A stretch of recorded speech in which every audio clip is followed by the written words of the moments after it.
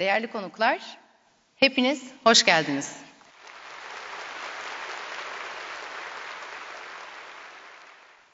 VitrA olarak sizleri İngiliz Kraliyet Mimarlar Enstitüsü RIBA işbirliğiyle Eylül 2018'den bu yana düzenlediğimiz Mimar Sohbetleri kapsamında ağırlamaktan büyük mutluluk duyuyoruz. Türkiye'de doğan VitrA markası bugün ürünleriyle 75'ten fazla ülkeye ulaşıyor.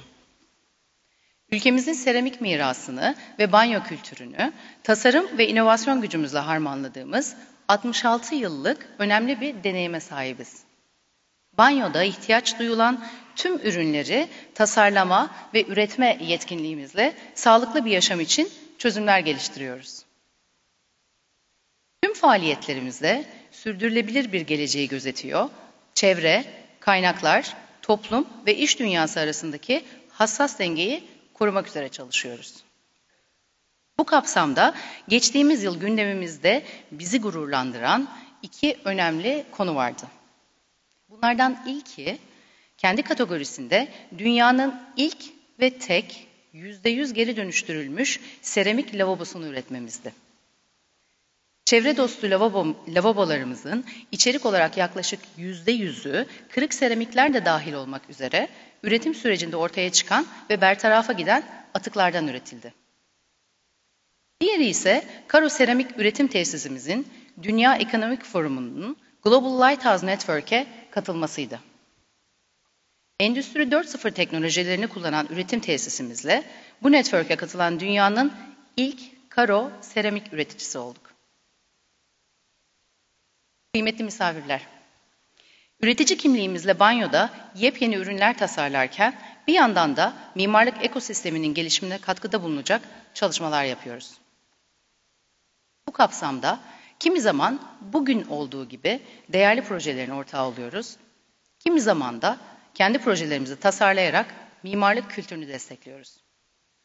Yalnız Türkiye'de değil, aktif olarak yer aldığımız pazarlarda da sektör profesyonelleriyle diyalog kurmamızı sağlayan çalışmaları çok önemsiyoruz. 7. yılına giren RIBA VitrA ile Mimar Sohbetleri bu çalışmaların örneklerinden biri. Aynı zamanda Venedik Bienali Uluslararası Mimarlık Sergisi'ndeki Türkiye pavyonunun da eş sponsorlarından biriyiz. Kıymetli misafirler, RIBA işbirliğiyle düzenlediğimiz etkinlikler kapsamında İstanbul'da 5. kez buluşuyoruz. Bugünkü konuğumuz, Ağahan ve Mies van der Rohe Mimarlık Ödülleri sahibi Snøhetta'nın kurucu ortağı Craig Dykers. Kendisini sahneye almadan önce konuşmasını yapmak üzere RIBA Program Koordinatörü Kate Dooley'i kürsüye davet ediyorum. Kate ve Craig'in konuşmalarının ardından soru-cevap bölümümüz olacak. Sorularınızı saklayabilirsiniz. Kate, stage is yours.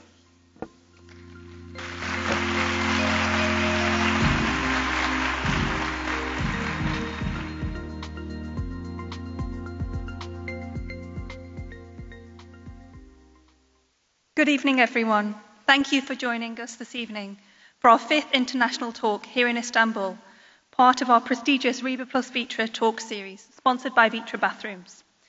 My name is Kate Dooley, and I am the Public Programme Coordinator at the Royal Institute of British Architects, or RIBA, in London, where I lead on delivering and curating RIBA's public programme of talks and events.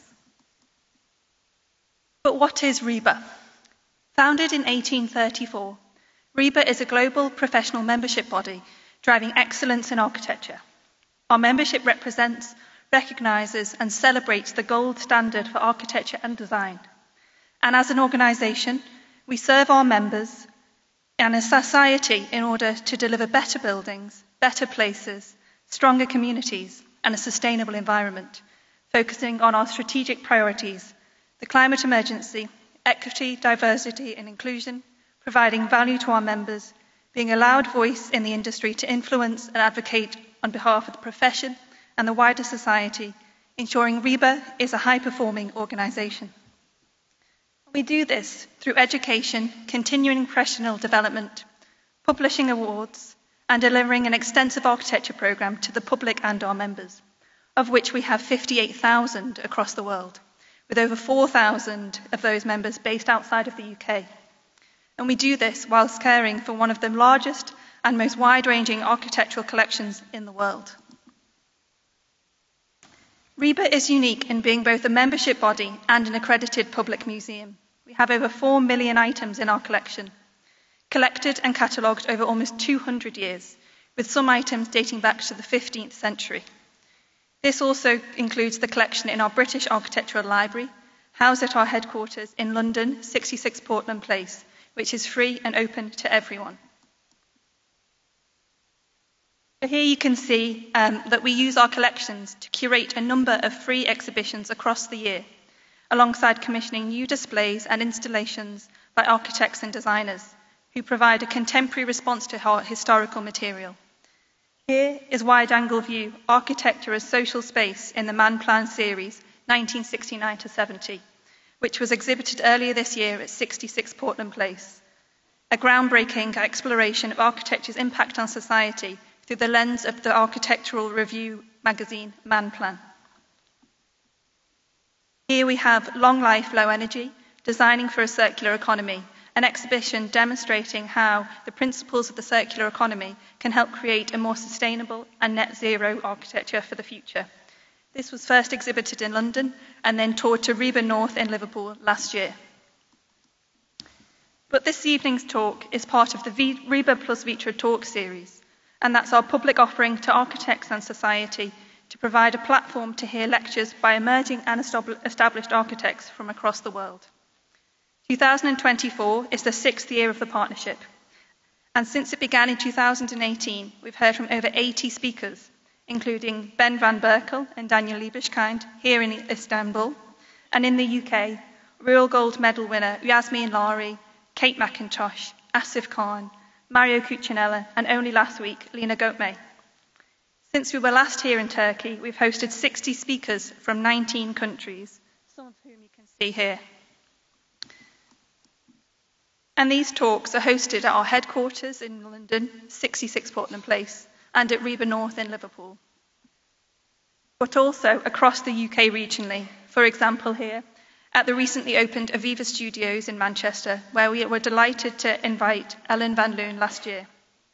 These talks are all available to view at the RIBA plus VitrA page on architecture.com, covering the extensive 6-year partnership, so I do encourage you to watch them, and there's some great content there to see. But back to this evening. Tonight we are incredibly lucky to hear from Craig Dykers, founding partner at Snøhetta. A global transdisciplinary practice, Snøhetta was founded in 1989 as an integrated architecture, landscape architecture and design company focused on well-being, biodiversity and sustainability. The practice is based in New York City and Oslo and has 5 additional global offices. They have been recognised amongst the top 10 most innovative companies by the Wall Street Journal and Fast Company magazine.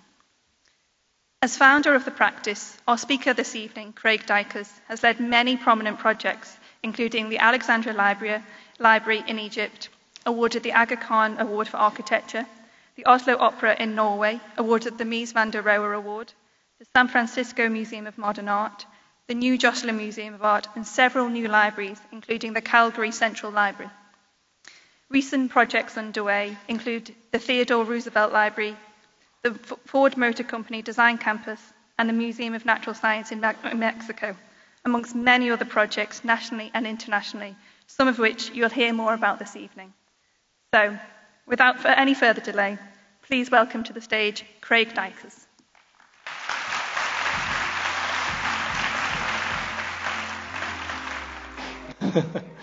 Thank you. Thank you very much. It's wonderful to be here, and thank you all for braving the traffic to be here. You each deserve an award for making it through the traffic. I know it can be very difficult. I also want to thank VitrA and the Royal Institute of British Architects for hosting this talk. It's very important to us. And as was maybe mentioned earlier, or you may know, many years ago, my business partner, Kjetil Thorsen, and myself gave a similar lecture in London.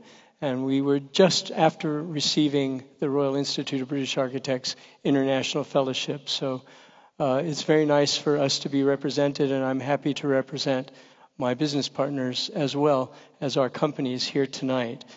I would also like to thank the support that we've been given by so many people since we've been here. So thank you for all of your help. I shall move along. And you probably perhaps know that our name is unusual. It's named after a mountain. And we had considered calling ourselves Ararat, but we chose Snøhetta rather than a Turkish mountain. But they're very similar. Both Mount Ararat and Snøhetta are beautiful mountains that rise from the landscape and represent architecture, landscape, and thinking about the world around us. I am an architect, so I'm happy to be a part of this profession, and many of you may be architects. I'm proud of what all of us do as architects and landscape architects and interior architects to help make the world a better place. It's an honorable profession and very useful to so many people in the world. But most people misunderstand what we do. They think we sit around and make sketches like this or draw on the back of a napkin with a bottle of wine nearby. And somehow these sketches miraculously become spectacular designs. People also think that we have sort of a genius idea in the flash of brilliance that occurs in the middle of the night or when we're sitting thinking and meditating. And while you can have ideas rather quickly in such a scenario, the ideas that we have often are not built around this fiction of a flash of genius. Our studio works against both of these ways of thinking. We like to work collaboratively as designers and architects together, and our ideas don't come from a singular source as a flash of brilliance. Instead, we often ask questions about ourselves, or we ask questions about the things we have been questioned to do. And that's a very important idea to understand, because if you don't ask the right question, how will you get the right answer? And this is something that helps us see how our ideas can form. A really great question is the kind of question a child would ask. And when a child asks a question of an adult, they know they're going to question the answer. It doesn't matter what you tell them, if it's right or wrong or clear or science or whatever it might be. A child will say, well, okay, yes, but why is that true? So these questions that are powerful lead to more questions rather than immediate answers. Some questions are rather hard to understand. Some questions are hooks to other questions. Some questions are personal. Some questions make sense in another language, or they're very stylish questions. Some questions are about existence. Some questions seem like they're the last question. But a good question allows us to see other things about our lives and the world around us. One question we have is, what does it mean to be a human? Why are we human as opposed to another type of animal or even a plant? One thing that makes us human is that we balance the world of prediction and intuition. We like to predict what's going to happen tomorrow, but we like to feel that we sense the world around us as our own personal existence or idea. So both of those things, intuition and prediction, drive our thoughts as humans. All of us have some of that in us. We also are a member of a wide spectrum of life. We often think just about the people that we are and that are around us, but there are many animals that surround us that are important in our lives and in our existence. And of course, there are many plants that support our lives. All of these things work together in a continuum. And there's many, many things that connect these three worlds. And we should never forget that we're not the only thing alive on Earth. There are all of these other worlds that we connect to. This is why this conversation is called Living Buildings and Thoughtful Landscapes. Most of us stereotype architecture or landscape architecture into ideas that aren't exactly correct. We tend to think that landscapes are the living component of design and that buildings are the thoughtful, conceptual component of what we design. In fact, buildings can be alive. They have a lifespan. They can participate in a living world. And landscapes can be as thoughtful and conceptual as a building. So we have to erase those boundaries between types of architecture and design and see them, even if different, related to one another in an important way. Most of you may know us from these two projects from our past. We first won the Library of Alexandria in Egypt back in 1989, so that was a long time ago, perhaps before some of you were born.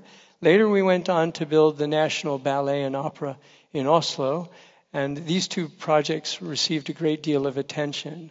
But we have done many other things around the world, and since that time we've established many great studios around the world. We have a studio in Australia, studios in Australia, in China, of course in Europe, both in France and Austria as well as Norway, and we have a studio in America. So I would like to first start by saying I recognize and acknowledge the power that all of these studios are giving us as one company. I happen to be here as one of many tonight, and all of their contributions have been an important part of our work. But I will focus mostly tonight on the part of our work that you may not know very much about. It's the work we do in America. Often our work isn't understood in Europe or in Asia and other places, but we've done a considerable amount of unusual work that is a part of the portfolio of our company. And because of the internet, sometimes you only see or learn about the things closest to you and not so much about the things further away. So I will talk mostly about those projects tonight.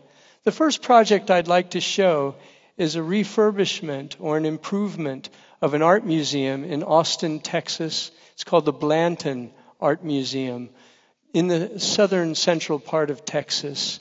It's a place where a university is, and the project was to take an existing building that had been having trouble for many years attracting visitors.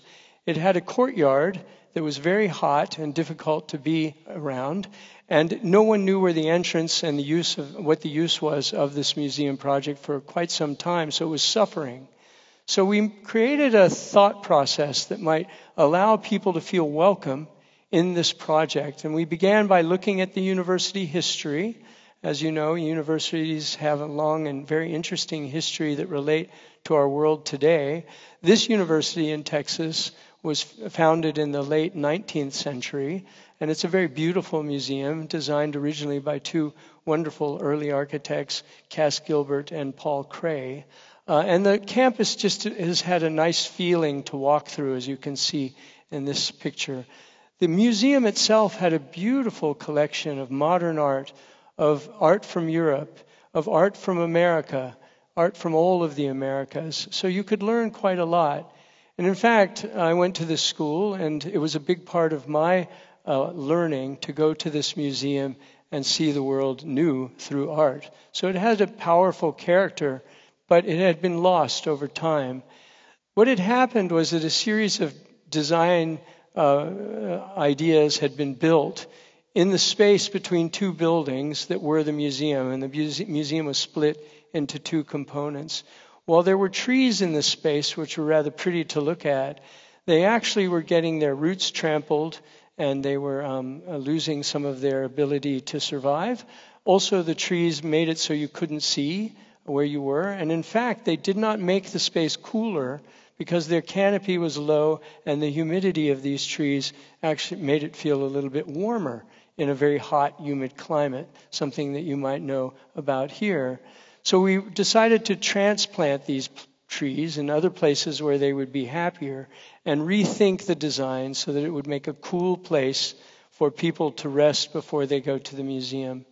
There are two important buildings nearby. On the left is the Texas State Capitol building, which of course all things in Texas have to be big, so it is slightly taller than the U.S. Capitol building in Washington, D.C. It's a rather significant structure. And to the right is a famous sculpture by a very well-known artist named Ellsworth Kelly. It's one of his it is his last project before he died. He was a well-known artist around the world. We knew that we had to relate to these two things.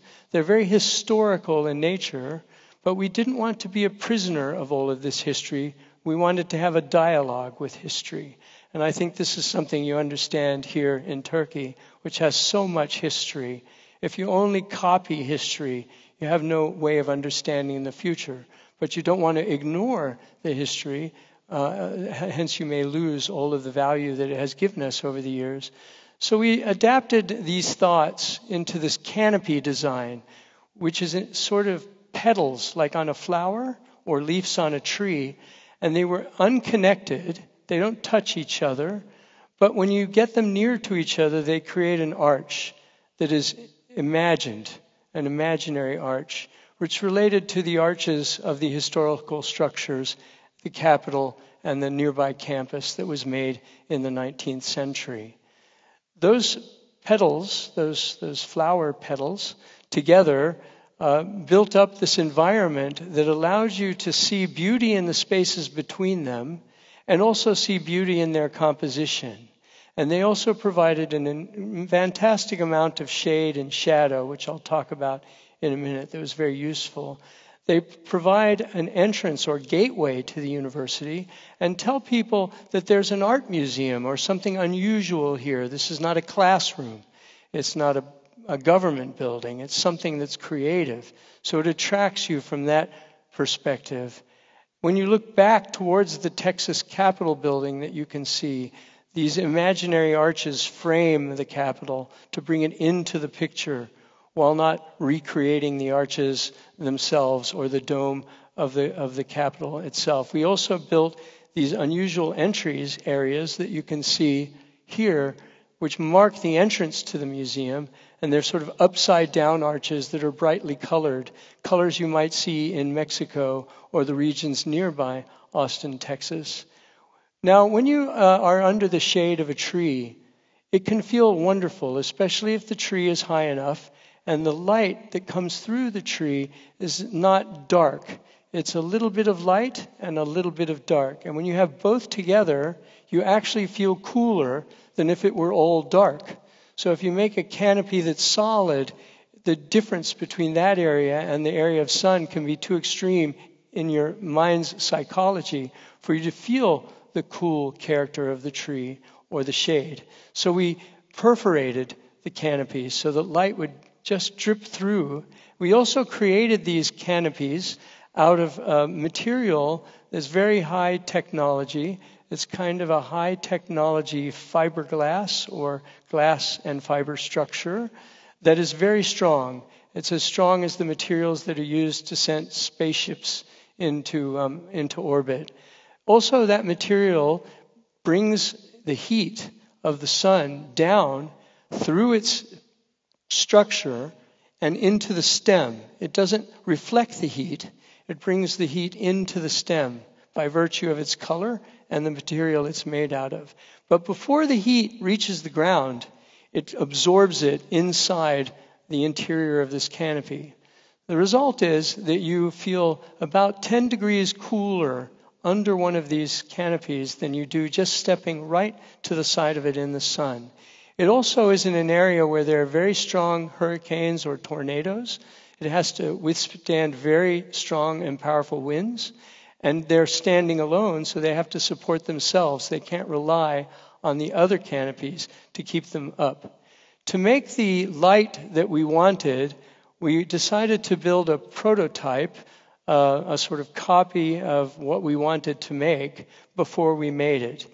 This was done during the pandemic, and originally we were going to take this prototype to Texas from New York, where we were, and set it up there. But the pandemic didn't allow us to do it because we couldn't travel. So one of the architects in our staff decided we would set up these different filigree or structures on the roof of their apartment building. And we would test the light on the roof of their apartment building because we could do that in the pandemic. So here's an example of some of the tests we were doing. And then we eventually were able to make a prototype in Texas to test it under the Texas sun. When you look up through these canopies, you see the sky framed in a unique way, and the sunlight comes through in very unusual ways. These holes that you see are not perfect holes.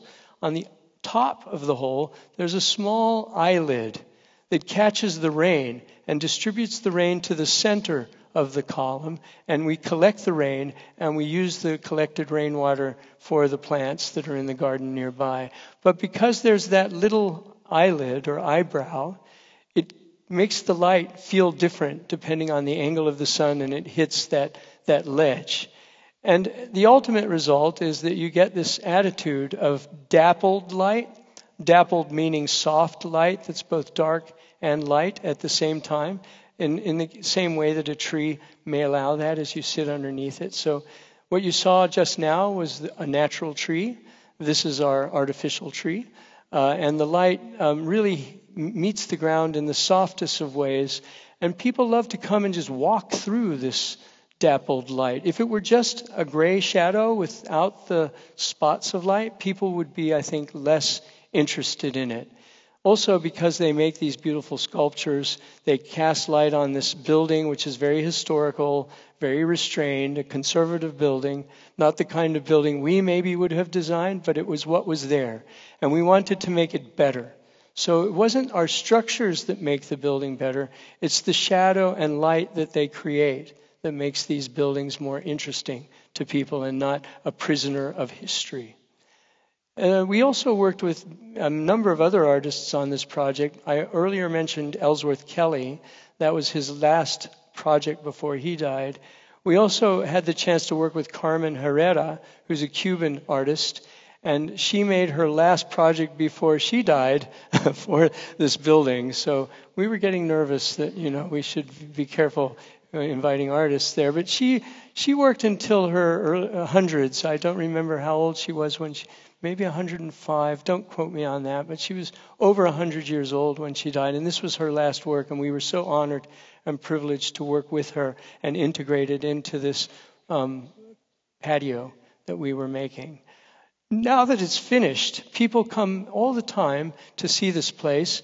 In the past, it had only about 2,000 people a month coming here. And now it has over 30,000 people coming here throughout the days, throughout the month. People come just to sketch these things. They have their dates there. They bring their children. You never saw a child here before. They can spend the afternoons or the weekends there. And they don't feel intimidated by the art or by these classical buildings. They feel connected, but they discover that there's a museum there, and many of them go inside, and now visitorship is wildly increased just because the public space attracted them in a meaningful way. And now there are large events there on the weekends, and it's an important place for the whole city as well as the university. The last picture of this project to show you is something that may not be unfamiliar to many of us here. It's the occupation of our public spaces by police or military. Much of this is obviously for safety, and there are very good reasons for things, but sometimes it's a challenge to our society in general. And as you probably know, in the United States, there are many difficult political challenges at the moment there. This was not too long ago when there were some protests related to the war in Gaza, and the police were sent through this garden to go to the Capitol beyond to protect it. And the reason I show this is I wonder, and I still don't know the answer, so I can't give you the answer, but I wondered what these armored people, these soldiers, thought when they walked through this incredibly beautiful moment on their way to sort of be in conflict with the same people that were in the last picture enjoying it. So I think even there's something to think about, this relationship of public space and public safety and how things interact. The next project I'll show you is a library, a public library in Calgary, which is a city in Canada, in Alberta, which is in the Rocky Mountains. It's an unusual setting. It's a very large city. It's several million people. I'm not sure of the exact size. I'm sorry. But it's a quite significant city, as you can see here. It's a commercial city with a great deal of money from finance and natural resources. And it sits at the foot or the base of the Rocky Mountains that you can see here. Spectacularly beautiful setting in the far north of America. One of the challenges with this project was that some of the earlier politicians that were looking at where to put a new library felt that libraries were maybe losing their need. So they gave the library a location that was really difficult, that nobody else really wanted to build on, over the top of a streetcar line that ramps down into the earth, that was cutting off 2 parts of the city. We took all of those challenges and made them into the benefit of this project, to the heart of the design. And that was a big part of how we felt we could improve this area. Make it so that you could walk over the train tracks rather than under or around. And you could do that in a natural way. And if you do it in a natural way, the 2 parts of the city would grow together. And our clients were very eager to pursue this. And so they were happy when we started to generate these ideas. As you can see here in the final project, it jumps up over the streetcar or subway or metro line. And the metro rides right through the building. We couldn't move the metro. You don't do those sorts of things. Metro people get very unhappy when you move their lines. You also had a hard time building while they were running, so we had to protect the train line while we were working. But the interesting thing was that strange curve of the metro line allowed the building to follow the line of the train tracks and make it curving, a curving building. I like to say that if those train tracks weren't there, people would have put more pressure on us to make a square building, because buildings are supposed to be square. But you couldn't because the train track was there. And also, we built a terrace system that rises up over the tracks that leads you over them to the different parts of the city. On one side of the building is the cultural center, and on the other side is a residential center. It's cold in Canada, very cold at times. So people wanted us to build a pedestrian bridge up in the sky so that people could walk across the street without getting cold. But we argued against it because these types of bridges are not healthy for street life, and it's not a long way to go. So it's possible that people will survive, and they're Canadians. They're used to cold weather, so it would be okay. So we moved forward with this idea, and the clients were very happy to work with it. As we were working out the shape and the form and how it lifts up over the train tracks and brings people in a terraced system between the different parts of the city, we learned and saw that there was an unusual weather formation that occurs in the prairies and near to the tundra areas alongside the Rocky Mountains in this part of America. It occurs in a few other places, but mostly it occurs in this part of America, and it's unique to this region. It's in the tribal nations language, or the First Nations people that live there, the indigenous people. They call it a Chinook cloud, and it's a giant arch which can span many, many kilometers across. Massive. And you see it in the distance. It's heaven just arching up over this incredibly dramatic landscape. So we brought that into the story of the building because we know people were proud of these cloud formations, and so we thought they might see that in the way it jumps up over the streetcars or the metro line. And here you can see that jumping form, that Chinook cloud, which leads you to the entrance of the library and the terraces that we created to bring you naturally and comfortably over the metro line to the other side of the city. As you go up that ramp, there's a beautiful gardens that are indigenous or natural or naturalized plants there. And eventually, as you move up those ramps, you begin to see the door of the library. So the entrance is not on the street, on one side or the other. It's in the middle. And the way you access it is by these series of ramps from either side. And that's quite an interesting experience. And we created a soffit or a ceiling over this public space that is made of wood from the region. There's a lot of wood, as you can imagine, in Canada, and it comes from that region. And it's almost like a wave of wood that just comes right over your head. And people are so astonished by that moment, they'll often stop just to see what it is as they're moving back and forth between the city. From the other side, where the residential area is, you also have a glimpse of this arch. You're not immediately aware that you have to go up. It's not until you get closer and closer that you see you have to go up. And that's a trick, because if people see they have to go up from too far away, they just won't go. People like to avoid stairs. So it's a way of just bringing people naturally and nudge them into going up the stairs. Its curving form created a prow like on a boat. And there were boats that were designed in this area by the indigenous peoples that inspired us. And it reaches up over your head, and that's where the streetcar, the metro line, goes in and out. We were greatly influenced by the tribal nations that live here. In Canada, the tribal nations or indigenous peoples are called First Nations. They're the people that lived here in these areas long before Europeans arrived. And we often find that it's important to acknowledge those people. The First Nations people that we worked with here were the Blackfoot, the Metis, the Stoney Nakoda, and the Tsuut'ina people. And we involved them in our thinking, but more importantly, they wanted to be involved in the process also. So we met with them in various formats with different types of protocol. And we learned that they wanted their traditions to be useful in the project. So we created a number of spaces in the building that they can use for their own culture, for their own needs, and they had access to these places at any time in the heart of the city. We also talked to them about their arts and their culture to see if we could feel those things without copying them. You should never really copy things. But if they can impress you and allow you to think in a new way, then you should work with that. And so parts of the facade came through that discussion.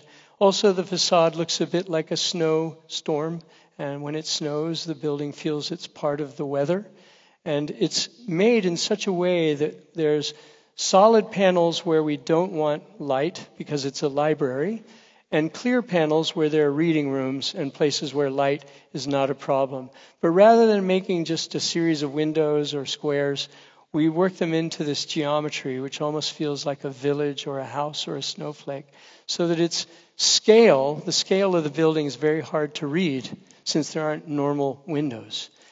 And the shape of the building, as we mentioned earlier, as I mentioned, pulls itself from the underground structure of the metro line up into the building, and it makes this beautiful, almost like a kayak or an eye, a shape, a kayak boat, or someone's mindful eye.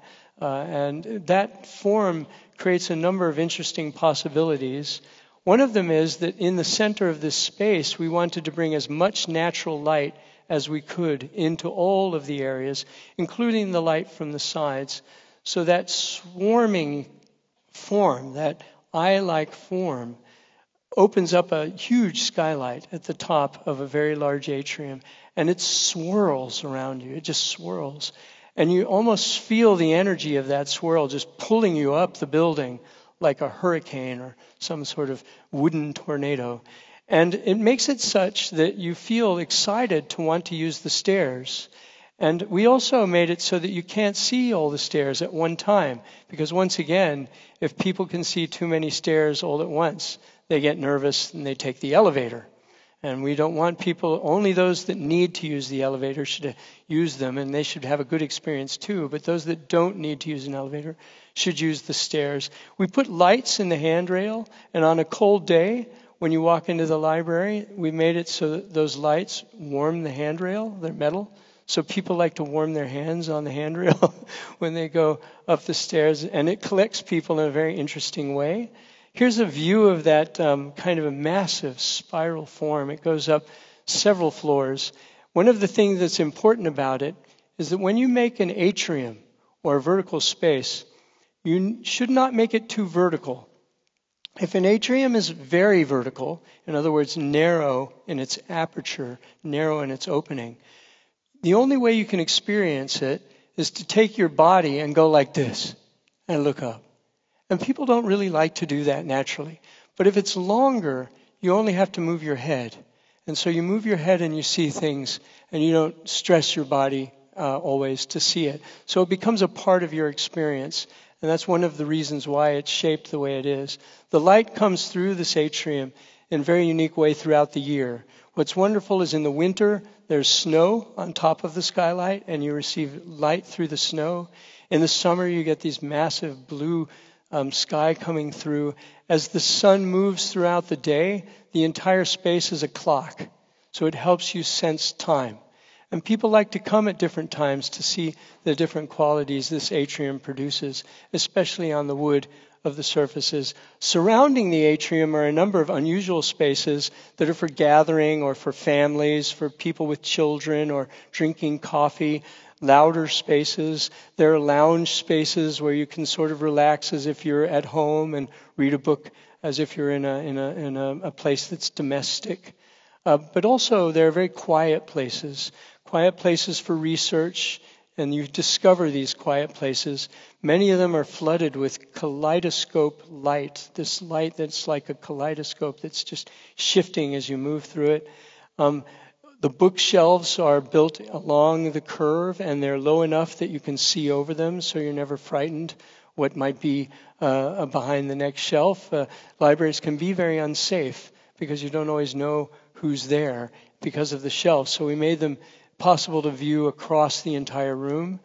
We also placed at the very top of the building the quietest room of all, and you really have to work to get there. So it's loud at the bottom, and then the further you go up, the quieter and more calm it is. And people love to go up there just to sense the sort of Zen stillness that's there. Beautiful little space clad in wood, and it's very, I'd say, conventional. It's a wood room with wood chairs and tables. We're very proud of our toilets, and we'll talk about that a lot tonight. We're glad to be hosted by Vitra, who makes a lot of tile and toilet designs. We work our best to make our toilet experiences the highlights of many of our buildings. We have made some, this one in Calgary, which we designed the tile pattern ourselves. And since there's a lot of children in this library, there are colors that attract children. And many times you'll see the kids will just go in there just to see the space. I don't take a picture in this toilet, but there are others that we have. But we always feel that experiencing a toilet in a positive way can be a very good thing for everybody. And there's also a quality of this structure that allows people from different walks of life, different cultures to feel comfortable there. The colors, the view, the daylight, the access to fresh air that allows people from anywhere in the world, whether you're from India or from China or from Canada or from Turkey, you will feel a sense that you belong. And many people have called this building at home in its place, even if they hadn't used these buildings very often in the past. We worked with these First Nations people, and we were very fortunate that they agreed to dedicate the building when it opened. And that was an amazing experience, really wonderful to hear from these people. You learn about things and the world in a different way. And they enjoy talking to us and hear how we think about things. And as I mentioned earlier, one of the challenges was working with an understanding of these nations, although we were not one of them. And one of the exceptional challenges was that one of the First Nations indigenous peoples don't believe in the written word. They have never used the written word in their culture for thousands of years. But they came to this library to open it because they felt it was a home for them, even though they don't look at the written word. For me, that was a moment of you can't erase that feeling. It's just so spectacular. The next image is a film. In addition to this chieftain, a young woman came to give a dance. It's called the Bell Dance. And you'll see her dress is clad in these beautiful bells. She made the entire outfit herself. And the dance is their traditional dance that they have had for centuries.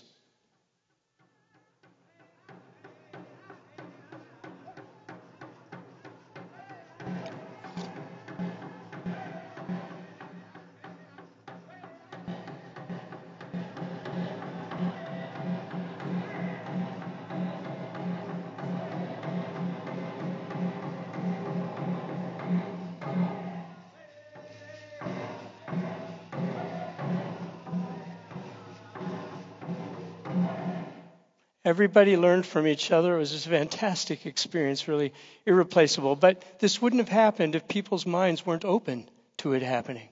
So you need to be aware of opening your imagination to other worlds.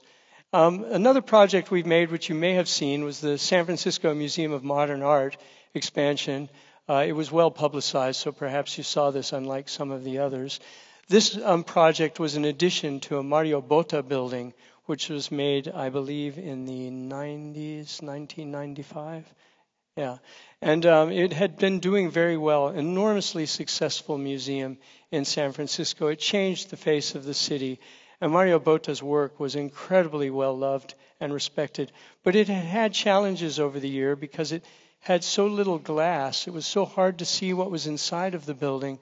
Many people didn't realize it was a museum any longer. And we had to expand also the amount of space for showing works of art. And so we had to add to the building. We added basically to what might be called the rear or the back side of the building.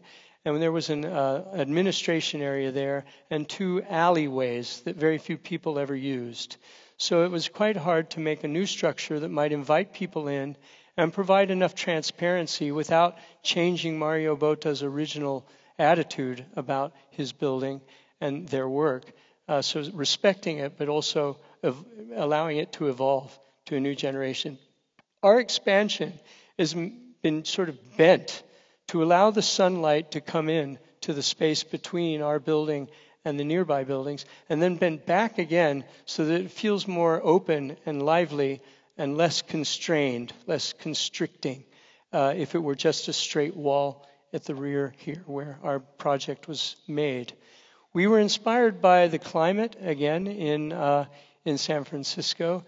Every place has a unique climate, and San Francisco is well known for its fog that comes through the city. I sometimes say that the fog is the busiest thing in San Francisco. Everyone else is just drinking coffee, but the fog is moving all the time back and forth. So to bring that into the picture, we thought could be an interesting idea. The building has a fog-like form, a quality of light and shadow. It also looks like a cliff against the ocean. There are many cliffs nearby against the Pacific Ocean. It's so cliff-like that actually seabirds come to this part of downtown and fly around the building and go back to the sea. They don't fly around the other tall buildings nearby, but this one seems to attract them.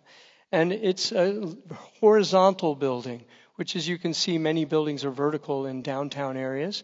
So it has the privilege of being horizontal. It tells you that it's something other than an office building. As you move down those alleys, which had previously been unused, you're driven to look further at this magnificent and somewhat iconic form rising between the very narrow alleyway. That space then opens up to a small garden that we created. On the picture on the right, the left side, which you see a green wall, is an 8-story parking garage with a horrible blank wall. You would never know that now because we've made that problem into an opportunity, and now it's one of the nicest spaces that we've created in the exterior. We also had to get up and over a road, so there was an access road there. So we needed to get people up one floor, same problem as in Calgary. So we made a series of terraces and stairs that would invite you up without you being intimidated by those stairs themselves.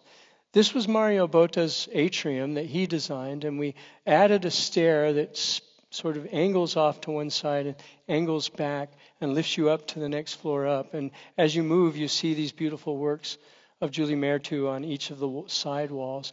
And the further you go up, you see deeper and deeper into the museum where you're able to rise up. It's a vertical museum, rise up to the galleries.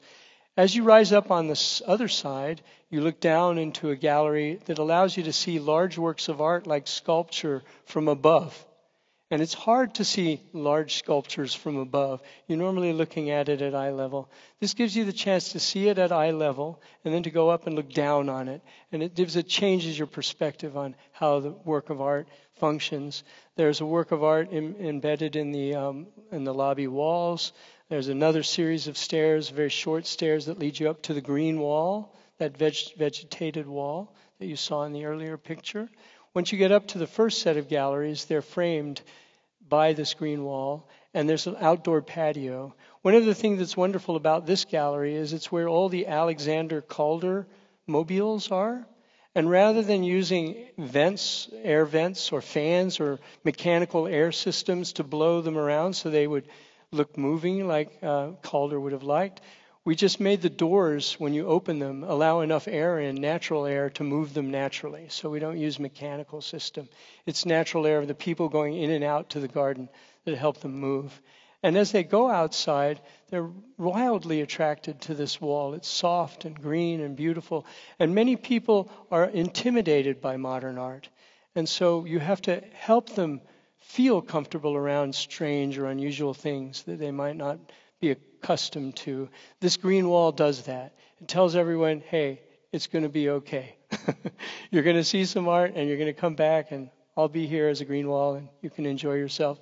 So it's a dialogue between the challenging components of the building and the welcoming components. There's another gigantic staircase to take you all the way up. It's a very tall building. Most people would take the elevator. In the past, the building that was there, which had several gallery levels, 80% of the people took the elevators and only 20% took the stairs. With the new stair system, it's exactly the opposite. I think 85% take the stair and 15% take the elevator. So we have more people using the stair. And why is that? They're just so exciting. And San Francisco is an exciting vertical city, much like Istanbul.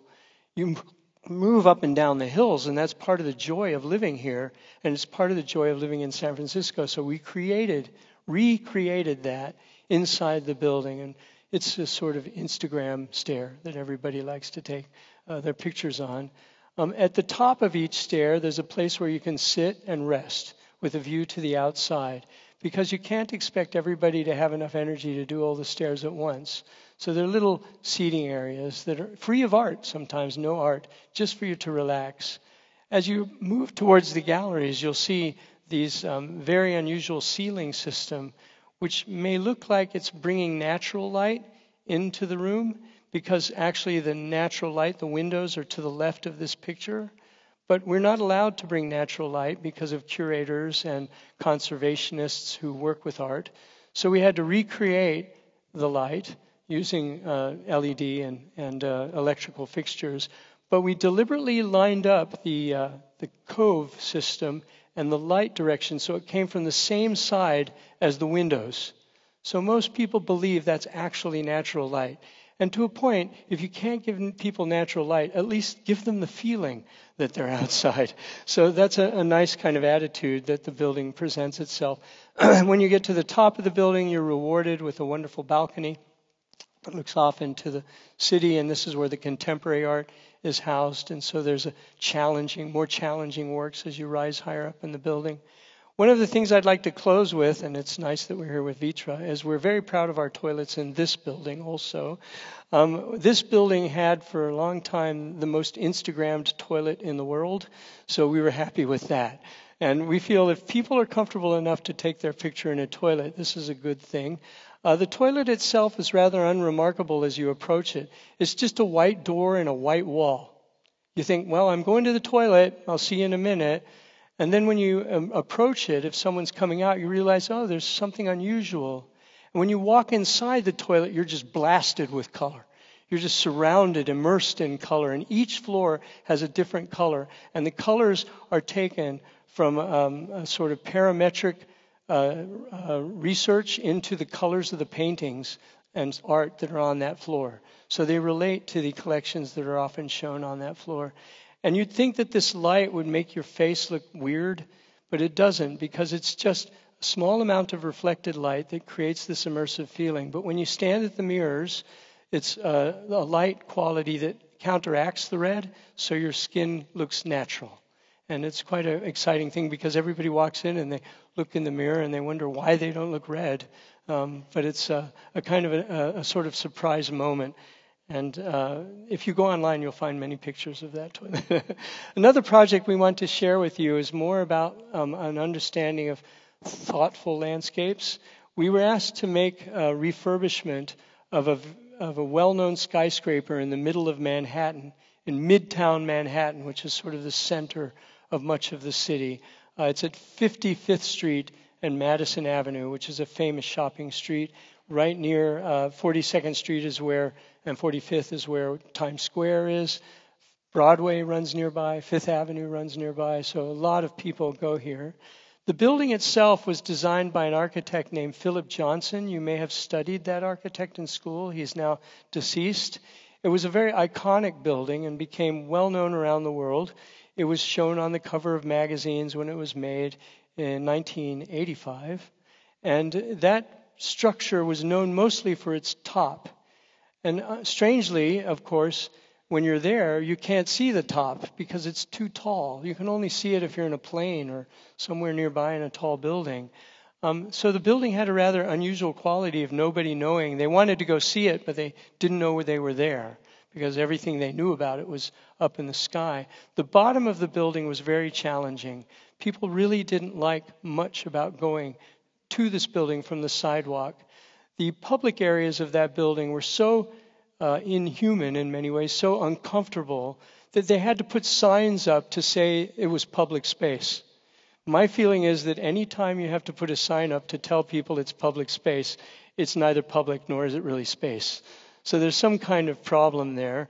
It was dark and cold, and even the architect himself, as you see here on the right, holding a model of the building, said that the area at the base wasn't used, and it became cold and unfriendly, even though it was a powerful, iconic architectural monument.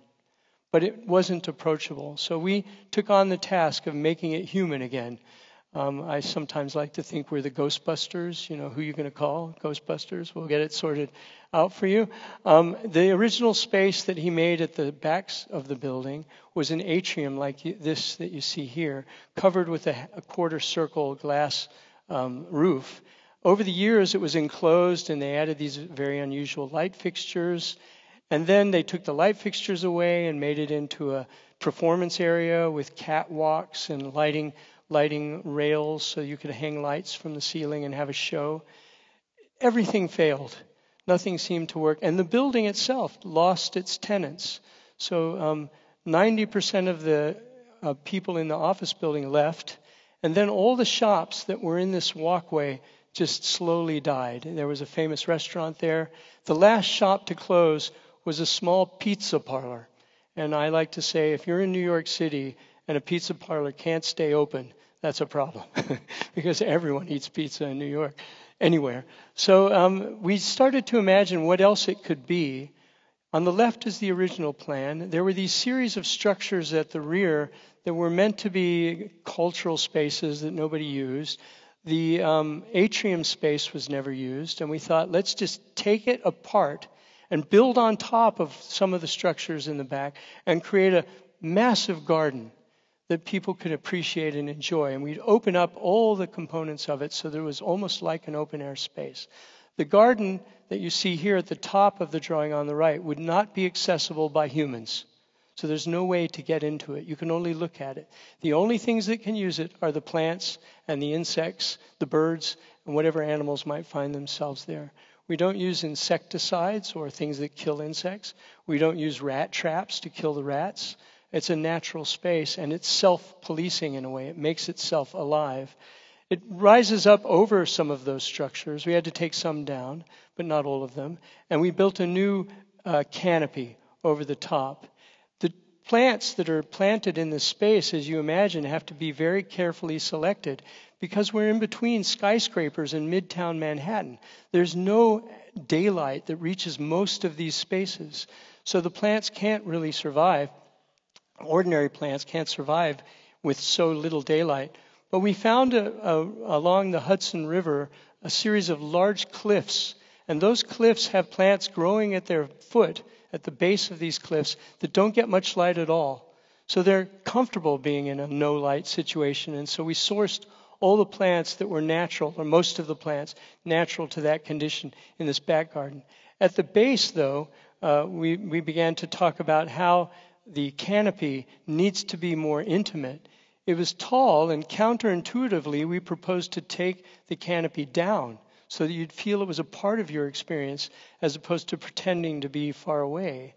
The space was so large, and you're in Midtown New York City, you need some intimacy. Intimacy is a luxury in a big city, as you probably know. We removed that very strange brick facade or stone facade that you see on the right. We lowered the canopy and built a softer space for people to be in. That canopy collects rainwater, runs the rainwater through the columns, and then is distributed to feed the plants that are there. Although the plants on the right side of this image are not accessible by humans except visually, you can only look at them, the plants on the left side are entirely approachable by humans. People sit around them, they touch them, they interact with them. And those plants are a little more liberal. We replant in the year, and it's not reliant on this naturalized condition. So both areas are working with each other. We've created a series of small areas where you can sit, get you out of the loud sounds of the city. It's a Zen-like experience. The canopy allows light and view up to the side of the existing skyscrapers that are there. And you feel always that you're a part of your own unique, very natural, very special place in the middle of one of the busiest cities in the world.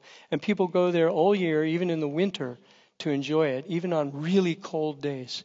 And one of the things they do is the seat that you see on the left, which looks very anonymous, it's actually heated, so the back of the seat is warmed during the winter, and it surrounds what appears to be something like a fireplace. We don't tell anyone that the seat is warmed. So people go there and they sit down and they go, hey, wow, I'm feeling warm. This is good. I wonder why. And it's always a surprise that they feel warm there, and they come back and sit there again. It's a nice mystery for many people who don't understand it. In the creation of this project, we revitalized the area completely. We added significant amount more trees. We increased the amount of public space significantly. 42 new trees were planted, more bicycle racks. And most interestingly was there were very few public toilets there. There were 4, 2 men and 2 women. And we increased that, actually a little larger number than 7. I think maybe it's 10. It's a large number. And all the toilets are gender neutral. So they're not separated into men's and women's. You walk into a room, the stalls are private, so you can be private in your stall, but you all share the washing area with your hands. So it's an interesting move that is newer to many people in cities. We've created places for people to sit that never existed before. It's a huge change, but most importantly is the wildlife that has been brought to this part of the city. Who would have thought in the middle of New York, in the middle of 2 skyscrapers, you might see a cardinal bird or a ladybug or a dragonfly, or look in the earth and see a worm, or see flowers growing in a huge urban city, urban setting. But it happens. And it changes people's connection to their city in a very small way, but it changes their understanding of the world around them that we think is positive. Another project we just completed is a children's museum called La Nube, Spanish word we'll talk about in a moment, on the border of Mexico in a city called El Paso, Texas. El Paso rides alongside the Rio Grande River, Spanish for large river, Rio Bravo in Spanish. And the cities across the river have joined together over the years. So there are families that have heritage in both Mexico and the U.S. For centuries, there were people moving easily across the river. For decades and generations, people connected in a way that was irrelevant of the border. In a way, it's similar to the way you live in Istanbul, where the Anatolian or the Asian side and the European side are mixed with all of your heritage. But unfortunately, in recent years, they built a border that made it harder and harder for people to cross. So imagine if one day there was a border down the Bosphorus that kept you from going to see your family or every day go to work, that it would become a real challenge. Well, that's what happened here. And now children in both sides of the cities aren't able to really interact with each other in any way, and cultures are losing connections, even though they're so rich in connections. You can see in this mural that's in downtown El Paso, JRZ is the initials for Juarez. Juarez is the name of the town in Mexico, and ELP is El Paso, the name of the town in Texas. And they see these worlds as sisters living together. They never want to see them divided. And it's other people that divide them. And they have festivals and events, and over the years, children come together from time to time at different events, but it's getting harder and harder to understand those worlds. As we began working with the project, we looked at this amazing landscape surrounding El Paso. It's beautiful mountains, and we made collages. We just cut them out with scissors and just to feel these places. And we created a series of sketches, which are like doodles, sort of random sketches. And some of them were fun and happy. And we also made these dreams so that you could have 2 walls, one in Mexico and one in the US, because there's a children's museum in Mexico also. And the children in Mexico could hold on to a rope, and the children in the US could hold on to a rope, and they were connected digitally. And as you pulled, you'd feel them pulling both of these ropes. It would be a fantastic way to connect them. Some of these things really didn't survive the process, but we do have other parts of the building that connect people. Now, why is it called La Nube? La Nube is a Spanish word meaning the cloud. And when we were looking at the border and understanding it, and this is a picture of one of these heavily fortified border crossings, everyone has to be checked.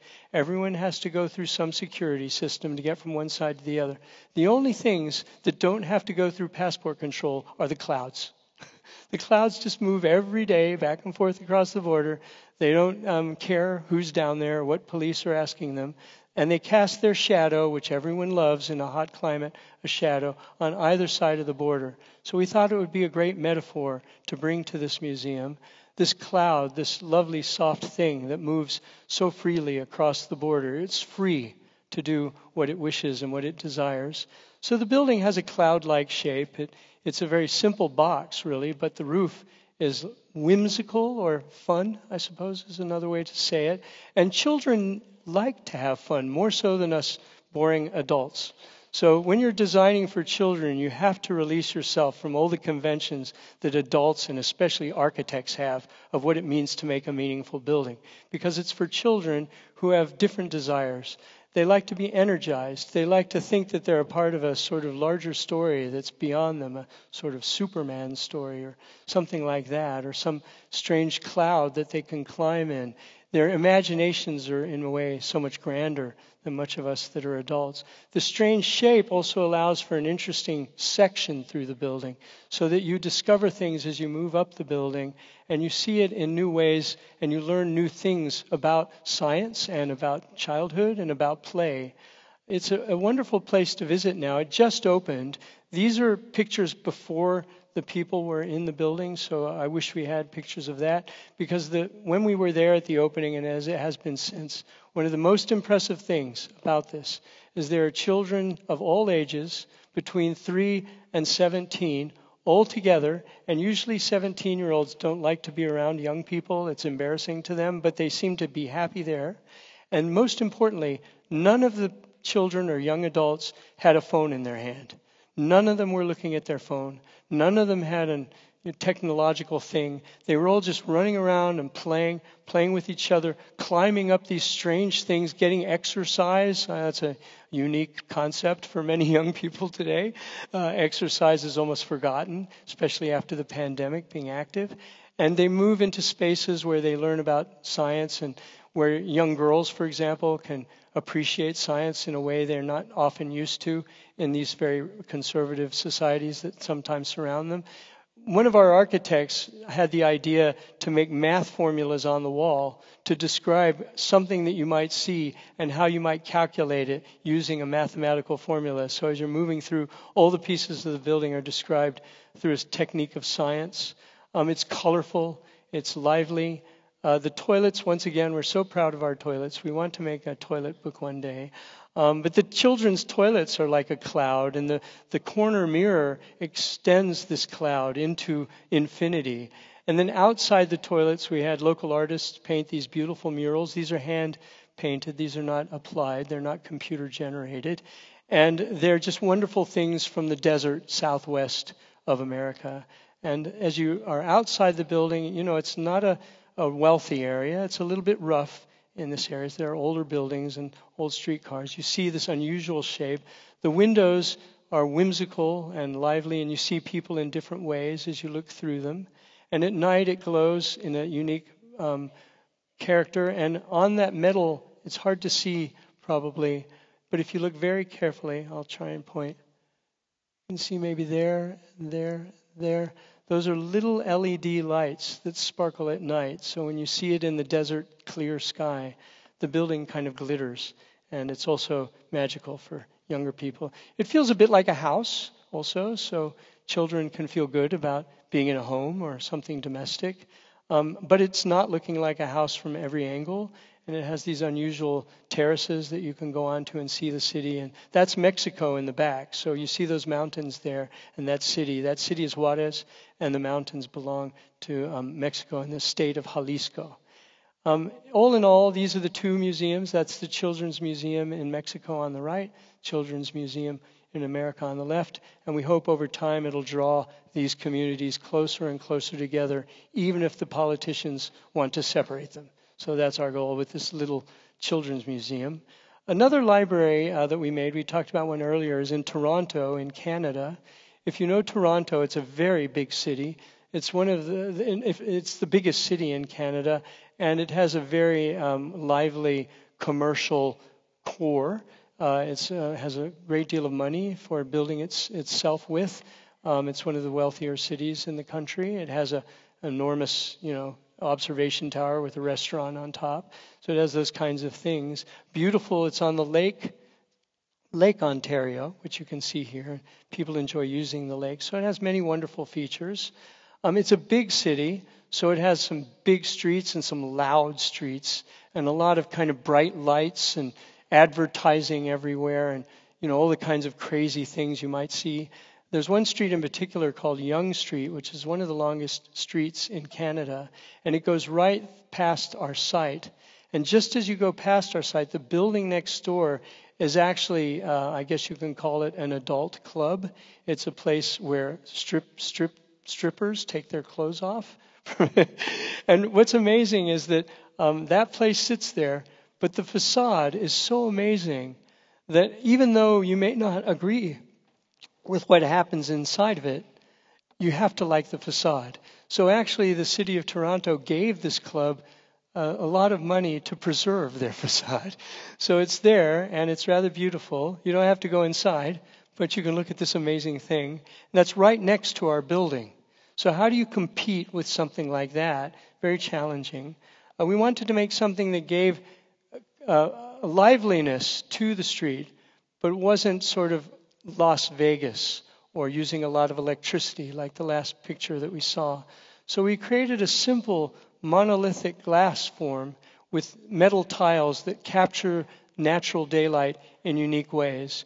We formed the building also like San Francisco to allow more sunlight down onto the public spaces.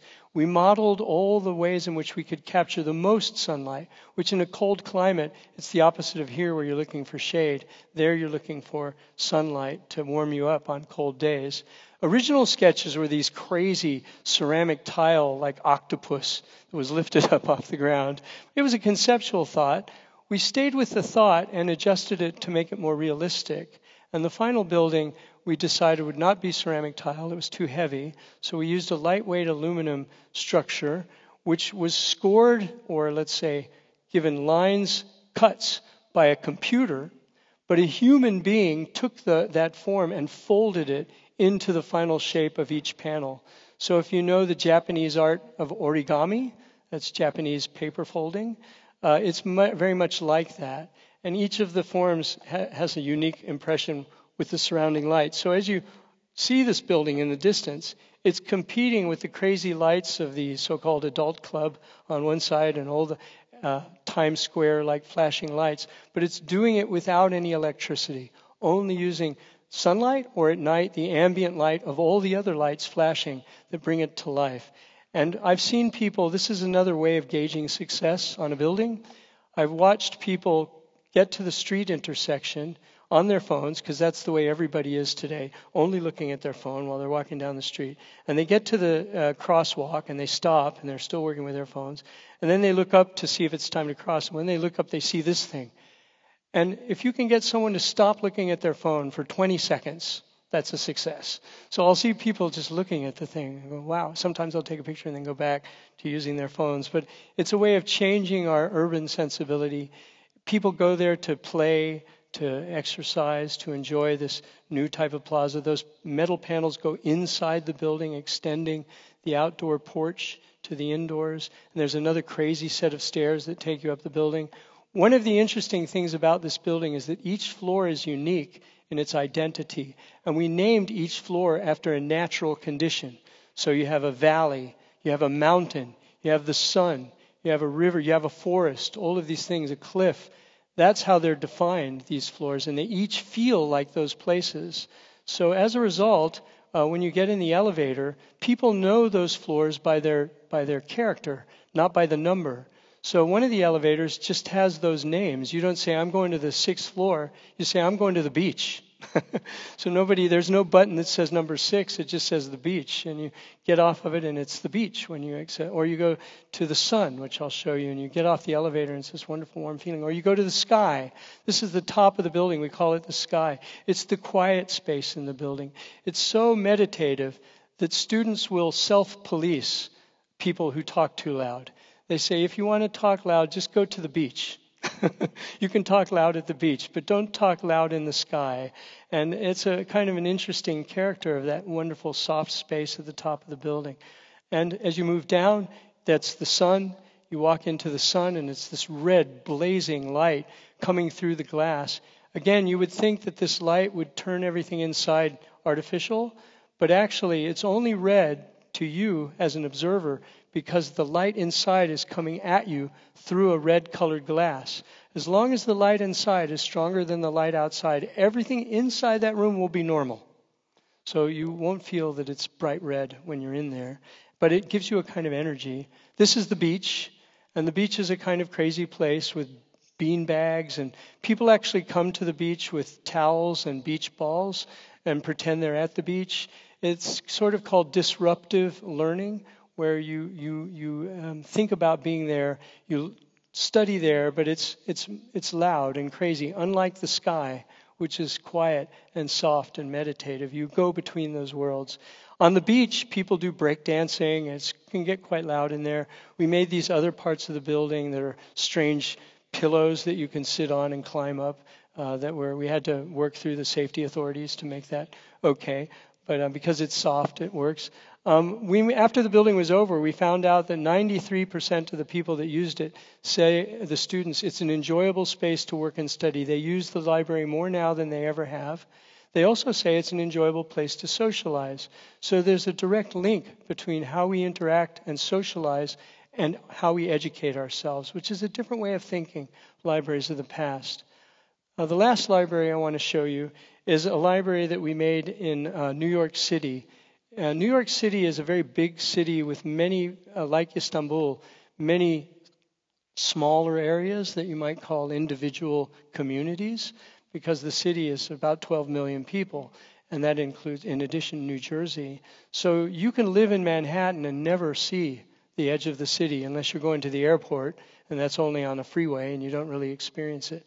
This library, as you can see in this map, is in the furthest east and southern portion of the boroughs. That boroughs mean the communities of New York City that are not Manhattan, that we all think about. It's in a place that's had terrible troubles over the years. It was originally an amazing place with amazing communities, but because politics intervened, it stopped funding these areas. It stopped helping the people that lived there. They displaced a bunch of people there from other parts of the city that they didn't really care about. Call it racism. There's a number of reasons why that happened. But the place began to suffer. And during the hurricanes, this is after one of the hurricanes, I think Sandy, the place just floods. Everything floods. Everybody's houses flood, and nobody does anything about it. And so this place suffers. But they're very proud people. They love to live there, and they're not going to leave. It's their community. They built a library there in the 1900s, the early 20th century, which is a classical brick building, which was well loved by many people. But as time went by and the city was less interested in keeping these places safe and useful, the library mysteriously burned down. Nobody knew how it burned down or who burnt it down or if it was an accident, but it's clear it burned down and probably somebody was behind it. They rebuilt that library with this concrete, almost like bunker of a building with no windows, very hard to see in and out of, no light. They built a garden, but then they surrounded the garden with like a jail cell. So when you looked at the garden, it was like the garden had been committed to jail for life. You couldn't get into it. It was not approachable, and it was just mean. And so people that used this library because they had to felt disconnected from the world around them. We went there and we talked to a lot of people. This is right on the beach of the Atlantic Ocean. And we said, let's turn this building into a lighthouse, a place that makes light, that gives light to the people that live there. And that light can be absorbed in how they see their community. We wanted it to be prismatic, not using electricity, that the light came from the sun and moved through the building in unique ways that would allow you to feel and sense the sun in a different way than just sitting on the beach and putting suntan lotion on to avoid the light. So we also created an art system on the wall, which I'll talk about in a moment. But the building is just a kind of large, simple form because it needed to be somewhat inexpensive or easy or cost-effective to build because nobody really wanted to make an expensive building where so many people were suffering with a lack of income.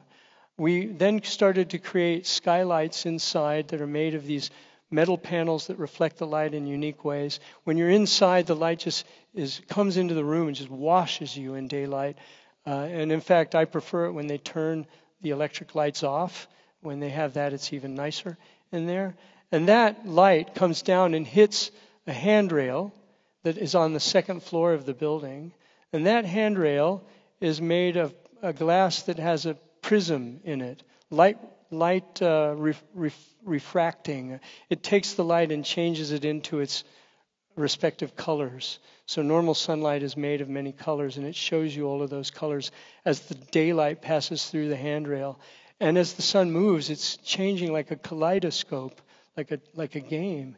And when you're above and you look down, it's always changing. It's just constantly alive. And that gives you the feeling that you're alive too. And as you look through it, the colors that you see change all the time. So it's a kind of energizing feature. One of the things that's amazing that we didn't quite understand in the beginning was that as the light passes through these handrails, it makes strange reflections or patterns of light on the floor. And as you enter the library during the day, some people go there just to see. It's only there for maybe an hour or so during certain times of year, and they move when the sun moves, and then they disappear altogether until the next day.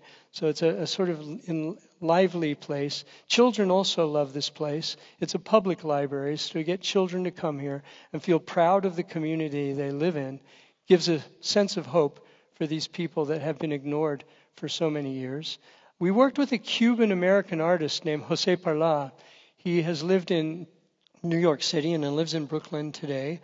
He's lived in the Bronx. He's lived in Miami and lived in Puerto Rico, and his family came from Cuba. And he works with this idea, which you're obviously familiar with here, writing on walls. Some people call it graffiti. We don't call it that because it's a work of art, of writing. They're writing stories and narratives and messages. And the writing is about the layers of the wall, the layers of history of which you have so much here in Istanbul. And these are some of his works that are built onto walls or into buildings. So he created this very small drawing that was going to become the entire wall of the library. He had to draw it small because he can't work as big as a building. And we enlarged it over a long period of time using a great deal of effort so that it would become the facade of the building. And you feel his movements as he creates the writing on this wall. And as you approach it, it gets clearer and clearer. It's a massive representation of the culture of these communities who are often used to writing on walls or creating works of art in the public spaces that they live around. So it's a rather exceptional character. When you look through it, it's not... it's transparent. It's not solid. So you can look through it to the outside as well as see it solid from outside looking in. At times when the sun hits it a particular way, it becomes a work of art, very dynamic, very reminiscent of the cultures that live in the area. The colors are quite unique. They come from the sunrise over the ocean, and you know here in Turkey, the sunrise colors are different when you're near the water than when you're inland. So we wanted to bring those colors to life.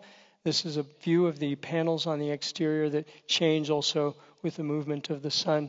And it's created a cultural renaissance for the people that live there. From all over, they're from Africa, they're from China, they're from the U.S., all these places come together to recognize the power of this new library they're so proud of. When we made the project, everybody said, oh, somebody's going to shoot it, because there's a very high murder rate in the area.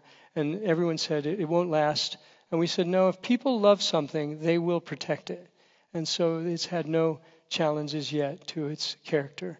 And people protect it with their own understanding of what it can be for their community. It's allowed people to get money to build better housing for themselves and these kinds of things. So it's been an interesting process. The last project I'm going to show you is the Theodore Roosevelt Presidential Library. I'll move through it rather quickly. It's a presidential library, which is a library for artifacts and papers of presidents. And you probably know Theodore Roosevelt. You maybe have heard the term Teddy Roosevelt. It's where the teddy bear comes from that you see in toy stores. It came from a nickname that he received. He was one of the great presidents in the United States back in the early 20th century. He introduced a lot of important things, but one of the things that was important was that he ended up in a place which we call the Badlands of North Dakota. It's a place you might only see in a movie, like a Western or something. These fabulous cliffs and valleys that just draw you in by their color, similar to landscapes you would have in Turkey. Certainly as you go to certain parts of Turkey, you'll find something like this, but they're less common in the U.S. What you may not know about Theodore Roosevelt was that as a young person, he was very weak, he was sick, he nearly died many times. So he was not the Teddy Roosevelt, the big burly man that you saw in the first picture. He was constantly on the edge of not surviving because of different sicknesses.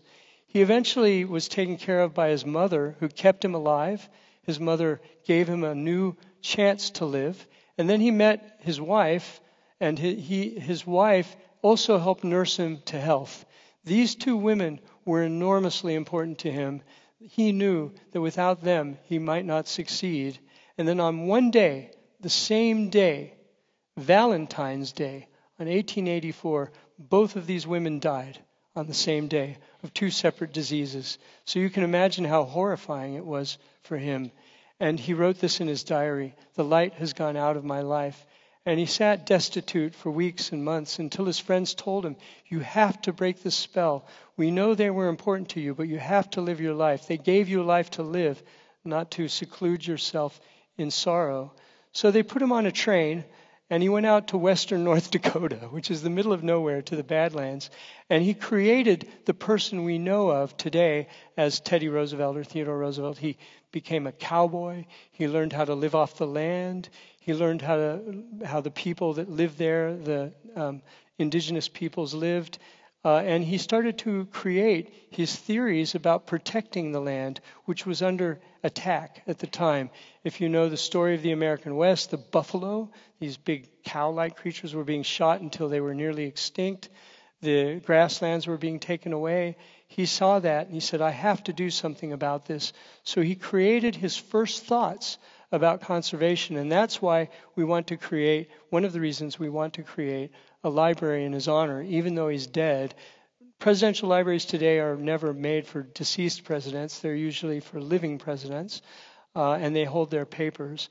It is interesting to work for a deceased president. They generally don't have a lot of criticism against your design. But we work with all the living family, family of Theodore Roosevelt. There are now several Roosevelts living today that we interact with about this design. But you have to ask yourself, why do we need a presidential library? What is it? What should it be? Why do we need one? Well, the answer may surprise you in our understanding. It's because in this place, it's about grass. A presidential library is going to be about grass, which is a strange thing to say. You would never think that would be a natural answer for a world leader's presidential character. But the grass is very important here, and he knew that. So when he was alive, he was looking at how to protect the earth, and he built the first government legislation that conserved natural landscapes. It is the first modern public national park that was ever created, was created by efforts that he put in place. So any national park anywhere in the world traces its roots back to this legislation that he created, and much of the rest of the world either adapted or copied. So that's an important feature to recognize to get to understand how he understood that landscape. I decided personally to just do what he did. I just set off on my own and walked across the landscape. It's hard to walk across the Badlands. They're not called the Badlands for any silly reason. They are bad and they're difficult to walk across. There's no water. It's dangerous. There are snakes. There's angry buffalo. There's angry horses. There's, eagles and things. It's not an easy place. And so I moved across this for several days and just felt what this meant. That immersion in that place gave us an understanding. We also had some of our other team move across other parts of the landscape, and we began to learn about the natural grasses and the natural landscape that existed here. This is our landscape architect, Michelle Delk, talking about her understanding of the landscape, which is always different than an architect's understanding. So we learned from those discussions on site. Everyone took these kinds of walks. Also, Theodore Roosevelt was an incredible reader of books. He read thousands of books in his lifetime, more than anyone could possibly imagine. So we decided that the landscape can be a library. A presidential library could be the actual landscape that you would first learn about his life and his beliefs from. And that landscape would give us ideas about what needed to be there. We picked up rocks, and we took the rocks back to our studio. We made these silly models that were just for fun, just getting to hold the rocks in our hand. And one day we found 2 rocks, picked them up. They were near a riverbed. They were smoother than most rocks there. And then a few steps away, there was a leaf that fell from a tree. Just randomly picked it up. Don't know why. There was no real reason to pick these things up, but we did. And when we put them together, the 2 rocks and the leaf, they made this concept for a building. The 2 rocks were the 2 different functional parts of the library, and the leaf held them together and protected you from the climate. And also that shape would be similar to the silhouettes of the landscape that you saw all around you, a kind of wonderful moment where the landscape comes to you. This was the site when we arrived. And we thought, this is beautiful. And the original site for this library was right dead in the center of this picture. And we said, why would we want to ruin all of this, no matter how great the building is? I don't care if it's the most beautiful building in the world. You cannot replace the landscape that you're taking away from people's ideas. So we moved the site from that circle area in the middle of everything off to the side, where you actually couldn't even see it immediately. And many of the wealthy people that were donating to this wondered why we would do that. They're spending money on something. They want you to see it right away. And then we told them it's the surprise that will be as powerful as seeing it immediately. You always enjoy discovering something more so than seeing it and then trying to understand it too quickly. So this is the building as it rises slowly above these prairie grasslands. It's a soft roof that you can walk on top of and see the Badlands. There's a boardwalk that surrounds the prairies that are there. And as it reaches to the edge of the bluff, it peers over the edge so that when you walk up from the valley below, you can see it just in the distance, just a little bit of it, but not enough to understand what it is. The boardwalk surrounds a huge area of grassland, which you saw in that picture before. But that grassland that you saw is not natural. It's all made artificially. But the walkway was important to us to get you to try and see what we were going to do with it. So the walkway stays flat, but the earth always moves. But since you're walking flat, sometimes you're below the ground and sometimes you're above it. Sometimes you're at level with the earth, and that connects you to the topography. We made an actual path on the site to test it. So we went out there and actually stamped the grass down to make the shape and walked around and tried to better understand it. And then we started to talk about where it is in America. These are the great prairies of the American West, massive oceans of grass. These are grasses that extended thousands of kilometers from the south to the north. And when the indigenous people lived there, this was their ocean. And these grasses were the water that they lived with.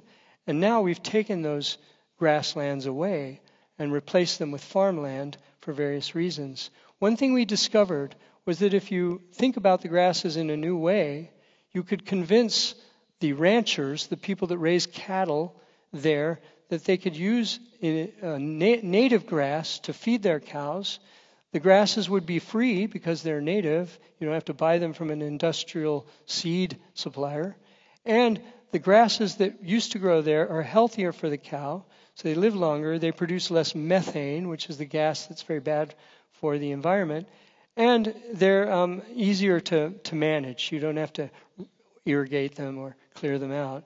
And that would be a carbon issue, because a prairie grass is different than the grass that's in your front yard.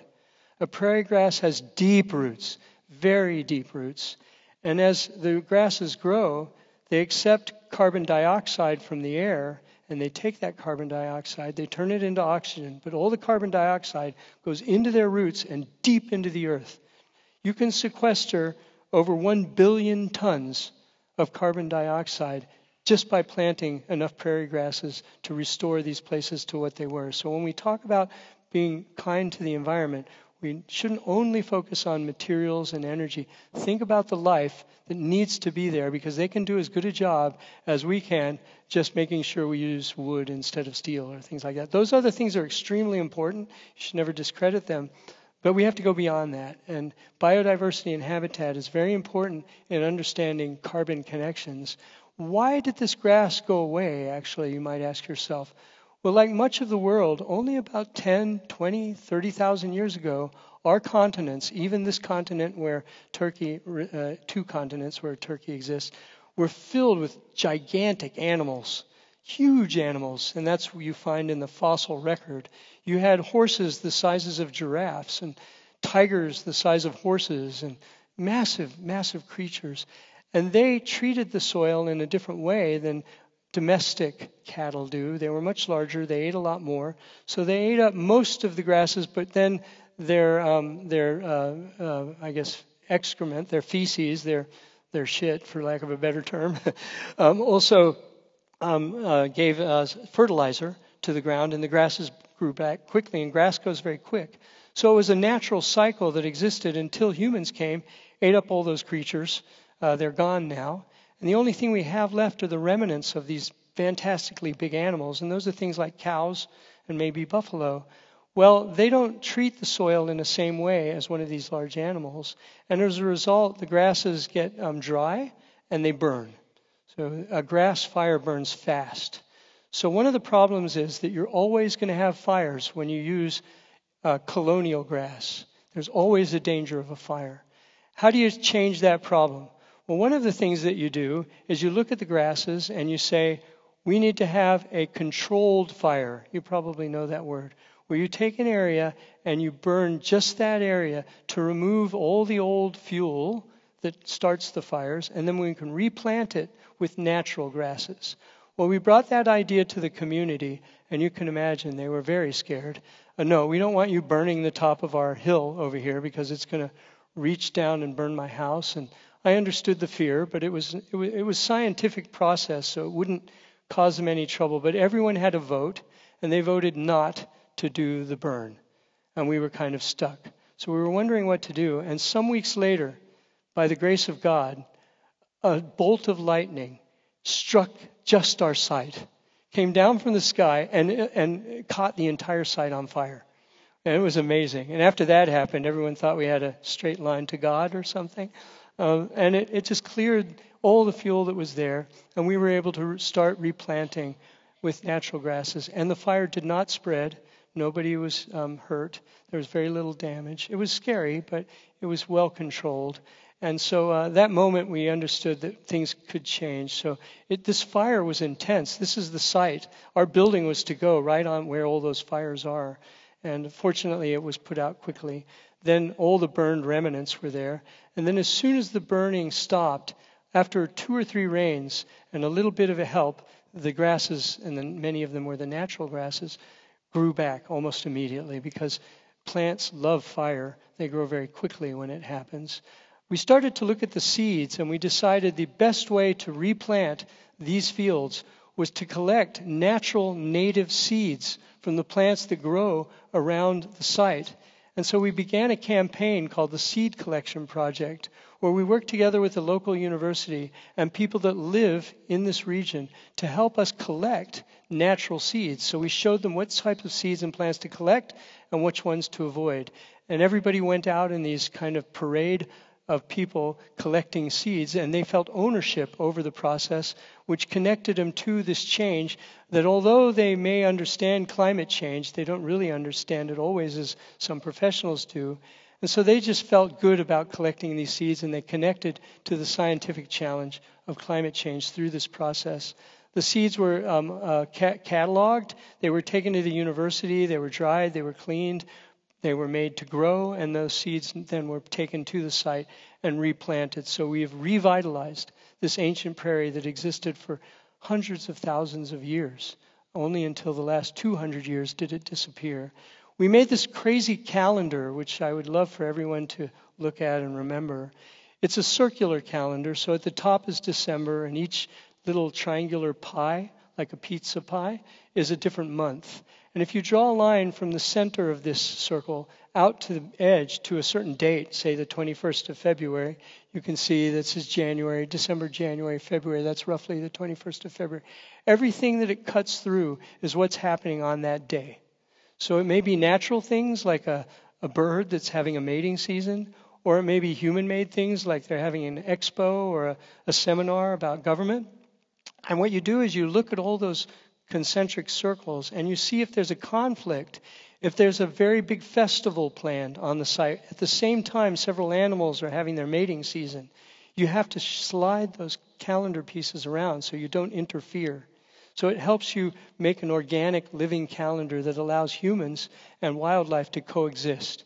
It's a very useful tool that we like. And anywhere you draw that line is a different condition at a different time of year. And on the outside of the circle is what the site looks like at that time of year and what animals you might see.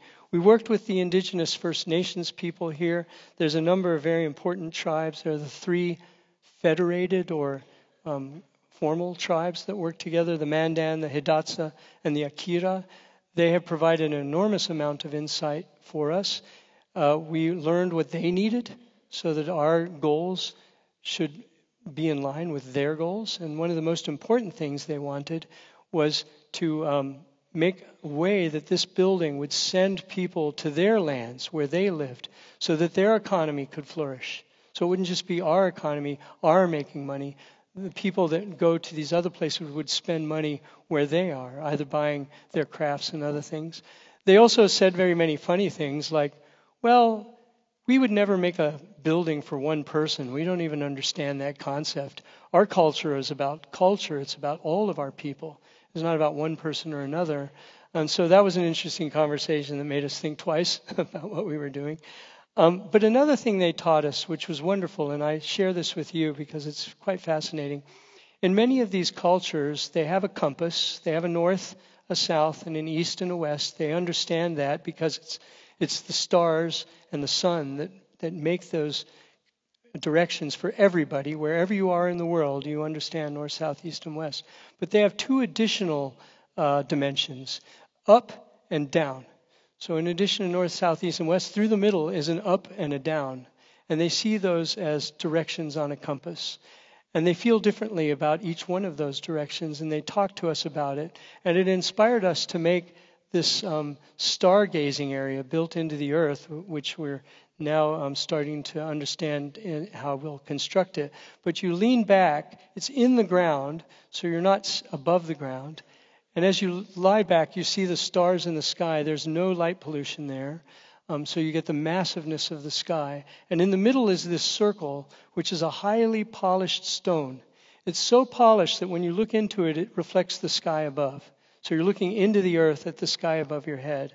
So it builds that spiritual kind of sense that we learned from these people. And although this rendering shows light coming out of the glass, that was only done so we could win the competition. We didn't really want light there. So it's actually almost no light leaks the building. You needed to do this so that people could see the building, but it'd be very, very dark. So there's very little light pollution. We were talking about that earlier in Istanbul, the challenge of light pollution. There's so much light, it's getting harder and harder to see the sky. So we're careful to protect these places. We have places for people to ride a horse, to walk, to move into the landscape, move through an outdoor space as they enter the library itself. This is a covered porch that protects you from the snow in the cold winters. As you move inside, there are these earth walls, and the earth that made these walls is the actual site area where our building exists. So the areas around our building, we collected the soil from those places and brought them here and made this wall out of that. So when you touch them, you're touching the earth that you're occupying. And the final picture here is just to say that even though the project is still under construction, people have started, these pictures are not real, they're pictures from the site generally, but people are telling us already they're seeing things starting to come back to this place.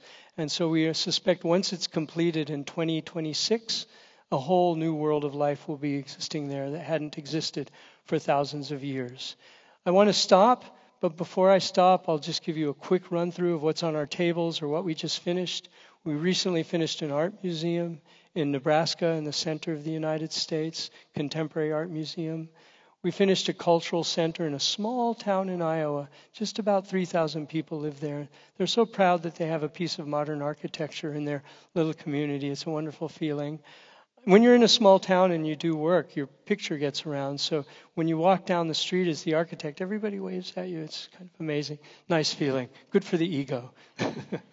Then this is a library in Philadelphia that we finished a few years ago. I see it on a few pictures.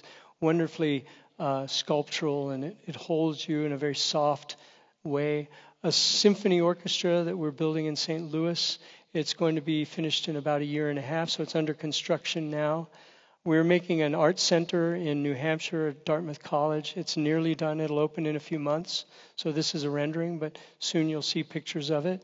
We're also building another library in North Carolina, which is very exciting and dynamic for this part of the southeastern U.S.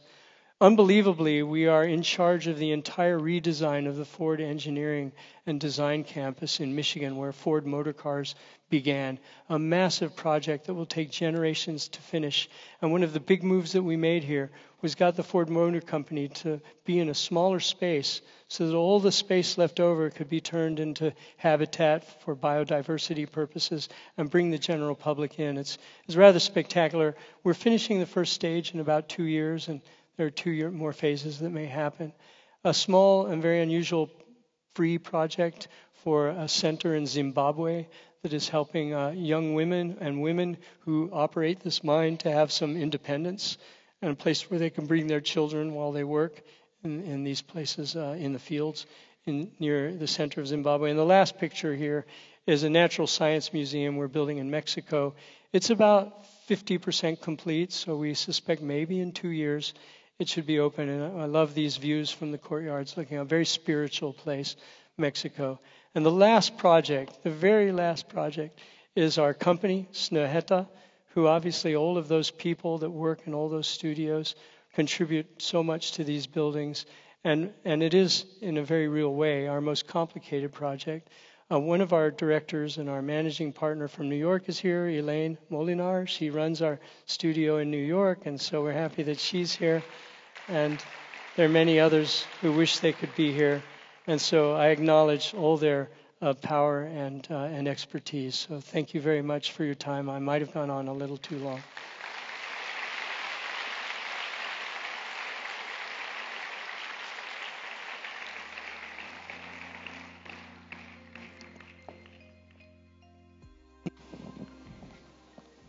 Yeah, well done.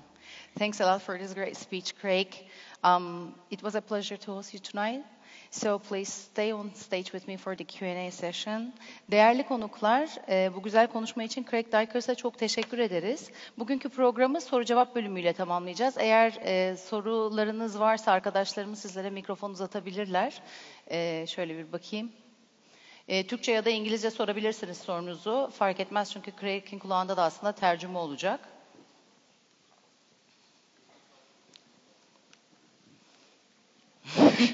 Hey everybody, don't be afraid.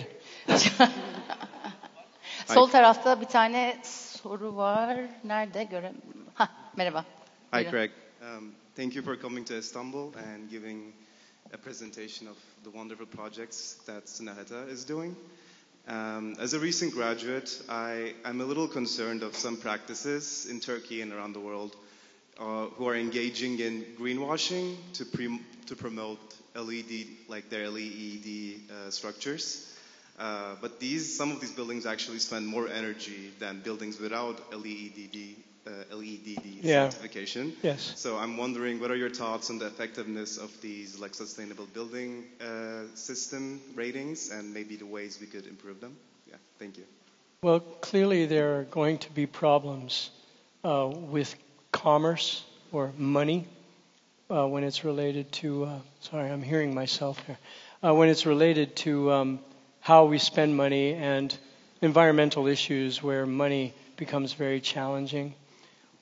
We at least need to respect the idea that somebody's trying something, and it may not be perfect. And as I like to say, the perfect can be the enemy of the good. So while they may be causing challenges, they are also at least moving a little bit forward. And so we must be careful not to demand that every solution be perfect. We should strive for better solutions. But we need to be careful not to just criticize everything if it's not perfect. You have to realize that in some cases, the money is such a challenge that it's hard to balance these worlds. We need to find better ways to tell clients, people in commerce, how they can actually have a return on their investment by being intelligent from an environmental perspective.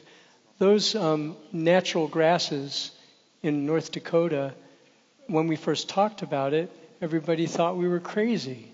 But when we told them they could save money, they could improve their product, and by the way, it's also good for the atmosphere and for our world, it was more natural. And, you have to respect those other challenges even if there are many problems. Best thing to do is come up with constructive opposition, not destructive opposition. Okay, we have another question. Again there, Melis. I recognize the Hello, thank you. I would like to start thanking to VitrA and RIBA for this event, and thank you, Craig, for your time. Very inspiring presentation. So as a practicing architect, I've always been impressed by the idea of yours, idea of integrating this interdisciplinary approach to a design collector. I think we have seen very good examples in the Queen's Public Library project and in the Presidential Library, where you carried out such a huge process with different disciplines. So I'm curious if you can give more examples about this interdisciplinary approach where this becomes visible maybe among the projects you have shared with us today. So thank you. Thank you. I would say it's important, but don't get the idea that it's easy. It's not easy. It looks easy, and, we're all friends here, and so we talk about how positive things are and how we enjoy it, and we do. But it takes a lot of effort and a lot of work. And no matter how creative you all work together, how creative that process is, you're always going to find differences. So we work hard to ensure that those differences can somehow be managed in a useful way. We argue sometimes. It's not like we're all sitting around being all the time super friendly.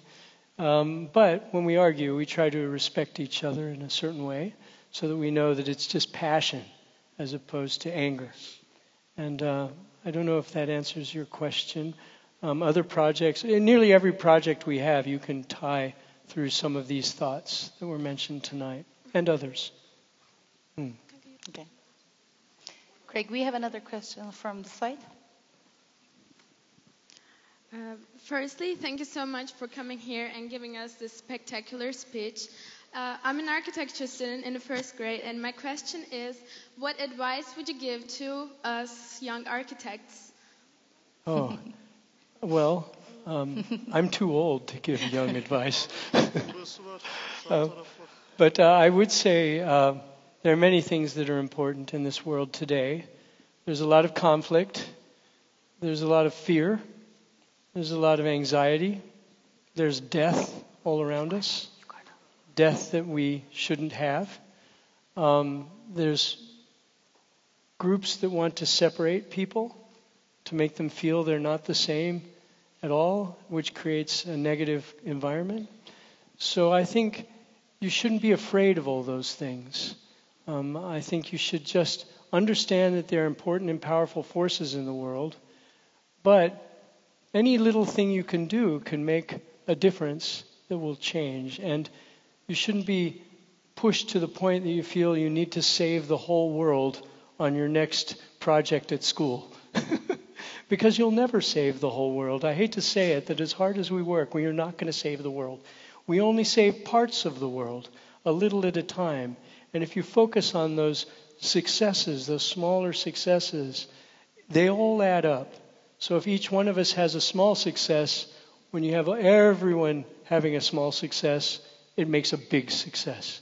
So that's one thing to think about. The other thing I would say, my perspective as an architecture student, when I was a student, I wanted to learn about everything other than architecture. I wanted to learn about music, I wanted to learn about history, literature. Elaine was dancing, just any kind of thing that was not about making a building. Because all of those things they feed how good your buildings can be. Because the more you understand about the world, the more your design will be connected to the rest of the world. Just like an author who writes a great book, that book is some character of that author's connection to his history or her history that makes this story relevant to all of us. And the same can be true for architecture. So don't shut yourself off in the studio and think that just because you know how to make a model, you're going to make great architecture. Although that's pretty good stuff too. So we have another question up left. Yeah. Please. Hello. Hello. Thank you for coming to Istanbul and giving this smooth presentation. And I have a question about your design intention.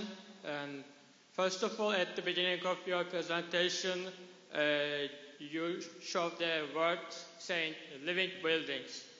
So as a human beings, buildings could fade away or could die. So do you make or do you construct your buildings to deconstruct in the future? I think I understood your question. It was about the time that a building exists, correct? So a building does live. It has a life. And everything that goes into that building that made it also had a life. So if you're making a building out of wood, that wood came from a tree. That tree had a life. It gave up its wood for our use. It's a privilege that we have trees that let us use their wood. So you have to be grateful for that. And if it's concrete or stone, that all came from somewhere. Its life already started long before we started to think about a design. The tree was growing for decades. The stone has been there for thousands of years. All of those things. And then as we take those things and use them and manipulate them to make design, whether it's landscape architecture or building architecture, we have to recognize that even that has a life. And if we can appreciate its life, we should not expect that it should stay the same for eternity. At some point, it might, in quotes, die or stop being used as a building. But if you make it such that it can be reconfigured or reused or used for something else, then it has a longer life. And so it may not be the same building, but its pieces might be used in other buildings. Another thing is that in terms of the lifespan of a building, we should look more often at reusing older buildings. It's sort of a joke, but it's true, that if we really want to make an impact on climate change, we should just stop building buildings. Like all of the architects in the room just put their pencils down and stop making new buildings. But what we can do, and where architects can be helpful in this question, is to look at older buildings and convince the people that those buildings have a future life, even if they're not made for our uses today, and come up with exciting and interesting new ways to use older buildings. You win twice. First, you get an amazing old building, and second, you get to give it life. So that's a double win. I think we need to think a little differently like that. Sometimes you can't always keep an old building, so there are always going to be new buildings. I know I'm being extreme. But the reality is we could save and reuse a lot more older buildings. And Istanbul is filled with beautiful older buildings that should not be torn down. Thank you. We have another one from left-hand side on the second row. Hey, hi. Hi, Mr. Dykers. It is a pleasure to listen to your project from your library. I'm actually a civil engineer. I did a second type of old building at the heart of Istanbul. It's our first architect, Kemalettin. From the pictures of 19th century, we reconstruct the mansion. I guess architects are like doctors because they affect our health of soul. Yes. So my question is, I wonder how AI will affect the design process and design influence. Thank you. Thank you. Well, this is the question. If I had €1 or 100 Turkish lira for every time someone asked me about AI in the past few weeks, I would be a wealthy person because it's the most kind of common question about our profession. There are several ways to answer that. One of them is that AI is a tool like any other tool, and you have to treat it like a tool. In our lifetime, in my lifetime, I've seen so many different tools used. When I began my career, it was mainly pencils, and then there were pens, nice technical pens, and everyone thought that was going to change everything. And well, what do you think about technical pens? And drafting on these things. And then computers didn't exist for us. They existed, but only in the highest level of academia, usually scientists. So we had no access to computers, didn't know how they worked. Some engineers did, but very few others did. And then slowly we began to see the computer come in and all the different programs. We were old enough that we learned a lot of the early programs, but unfortunately when you get older, you learn so many programs and they go obsolete almost immediately, and you're so tired of learning new programs, that you just stop. So AI is a little more accessible than some of the programs, so it's easier to use.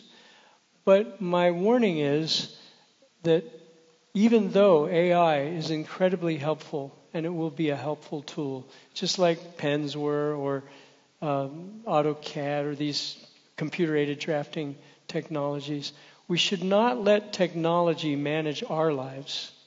You have to, as a human, manage the technology that you create. If technology manages us, we lose our humanity.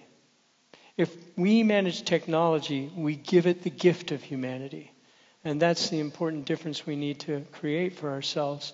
Also, people think that artificial intelligence is, because the word intelligence is in there, that it's some sort of utopian solution. But it's not. It's just another tool. And if you look at it that way and understand how it works, you would never pick up a technical pen and just say, well, it's a pen, I'll just draw. You need to understand how it works so that you can draw with it the right way. Same with artificial intelligence. So the biggest issue for me is that people think artificial intelligence provides answers for questions we don't even need to ask. And that's wrong. I started off the presentation with questions. You need to know the right question to ask the technology. Otherwise, you're not going to get an answer that's helpful. Or it's random throwing of the dice, hoping you get something useful. So keep all of those things in mind as you use it. It's not going away unless electricity goes away, which could happen at any time. So, there are things that may keep it from being successful. But always try to manage it. Don't let it manage you, because we have the gift of imperfection, right? We are irrational creatures who make mistakes. And the more artificial intelligence keeps being developed to be a perfect creature, it cannot evolve in the same way we can allow it to evolve. But at least we're aware of how we're allowing it to evolve. I could go on all night, I suppose, but I'll stop there. Great. We have 3 more questions already, and one from first row. You can speak Turkish as well. I have a worm in my ear. Hey, I'm going to speak in English. Okay. I realized that the common characteristic of most of your buildings, especially public buildings, is that they are very gentle in their approach to the locals, to the indigenous people, for example. And I was curious about how do you approach this, if I may call it the participatory process or the community involvement process. And my question is that how do you organize this process? And it is not only about the people, not only about the human users, but also the natural conditions. Natural conditions also. At which stage of your designs you consider the users, the locals, and who are the stakeholders? How are you able to facilitate the users in the design process? How do you organize this as an architectural? It's a great question. It's a gigantic question, and very, very important. So it's going to be hard to give you a simple answer. But one thing I can say is that, like everything else, it's not perfect. But you try to get things moving as quickly as possible, because it's not really engagement if the project's over and you ask for people's thoughts, which happens a lot. So the earlier, the better. Also, you need to use different methods. There's no one method. There are many, many methods to get people to talk to each other. It used to be thought, well, you're going to design a public building, so you bring a bunch of people into a room, you show them a picture of the building, and you ask them what they think about it. And that immediately sets up a very negative, antagonistic character. People just immediately say no, because they've been told what they're going to get, and they're sitting in this position much lower. I'm up here, you're down there. Everything about it doesn't want to create cooperation or positive understanding. So you have to break up the hierarchy. You need to take yourself down to the level and talk to people on their terms, learn their languages, learn what's important to them just by talking. Very importantly, your language needs to be approachable. And we're taught in architecture school to invent words that nobody can understand except for architects. It's like crazy. I don't even think the architects understand. I went to a review at Princeton University once, and the students were supposed to put their work on the wall before, you gave the review. So early in the morning you could go and look at them all before students came, and each one of them had a one-page description. And I couldn't understand any of them. And I had to take pictures of them and send them back to the studio because there were some other people. Can someone please tell me what this means? So if I can't understand, you can imagine what the rest of the world thinks. So coming up with a common language that feels that it connects people also helps. I'm lucky because I've lived all over the world most of my life. So even though English is my first language, I try to speak in a way that's accessible. And that helps. And in an audience like this, where everyone is Turkish speaking as a first language, it's very important.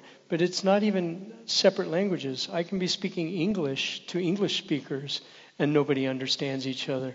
So it's finding out that connection. And then finally, sometimes it helps to embarrass yourself. Embarrassing yourself is a big gesture to show that you're vulnerable. And so I have gone to places, or we have gone to places, where we just walk down the street and stop people and say, hey, I'm an architect. I'm going to build a library here, over there. What do you think about that? 60% of the people just run away from you because they think you're crazy or you're going to steal their money. And the other 40%, half of them sort of barely answer or don't say much and then walk away. But the other 20% will talk to you very deeply, and you learn a lot from what they're saying because they feel that because you put yourself in this vulnerable position on a street where you know that people are not going to be easily comfortable, allows them to open up to you. So we learn things that way. Getting on the street, very important. It's not about organizing a meeting. Just walk down the street and see what's going on. And anytime somebody tells you that nothing's happening on that empty lot, they're wrong.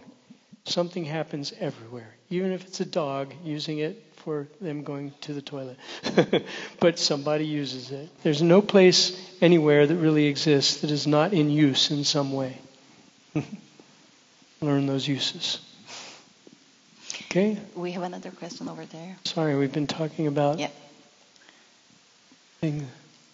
Hi. I'm Arda Karaatlı. You started your presentation with Alexandra Library, which was almost like 50 years ago.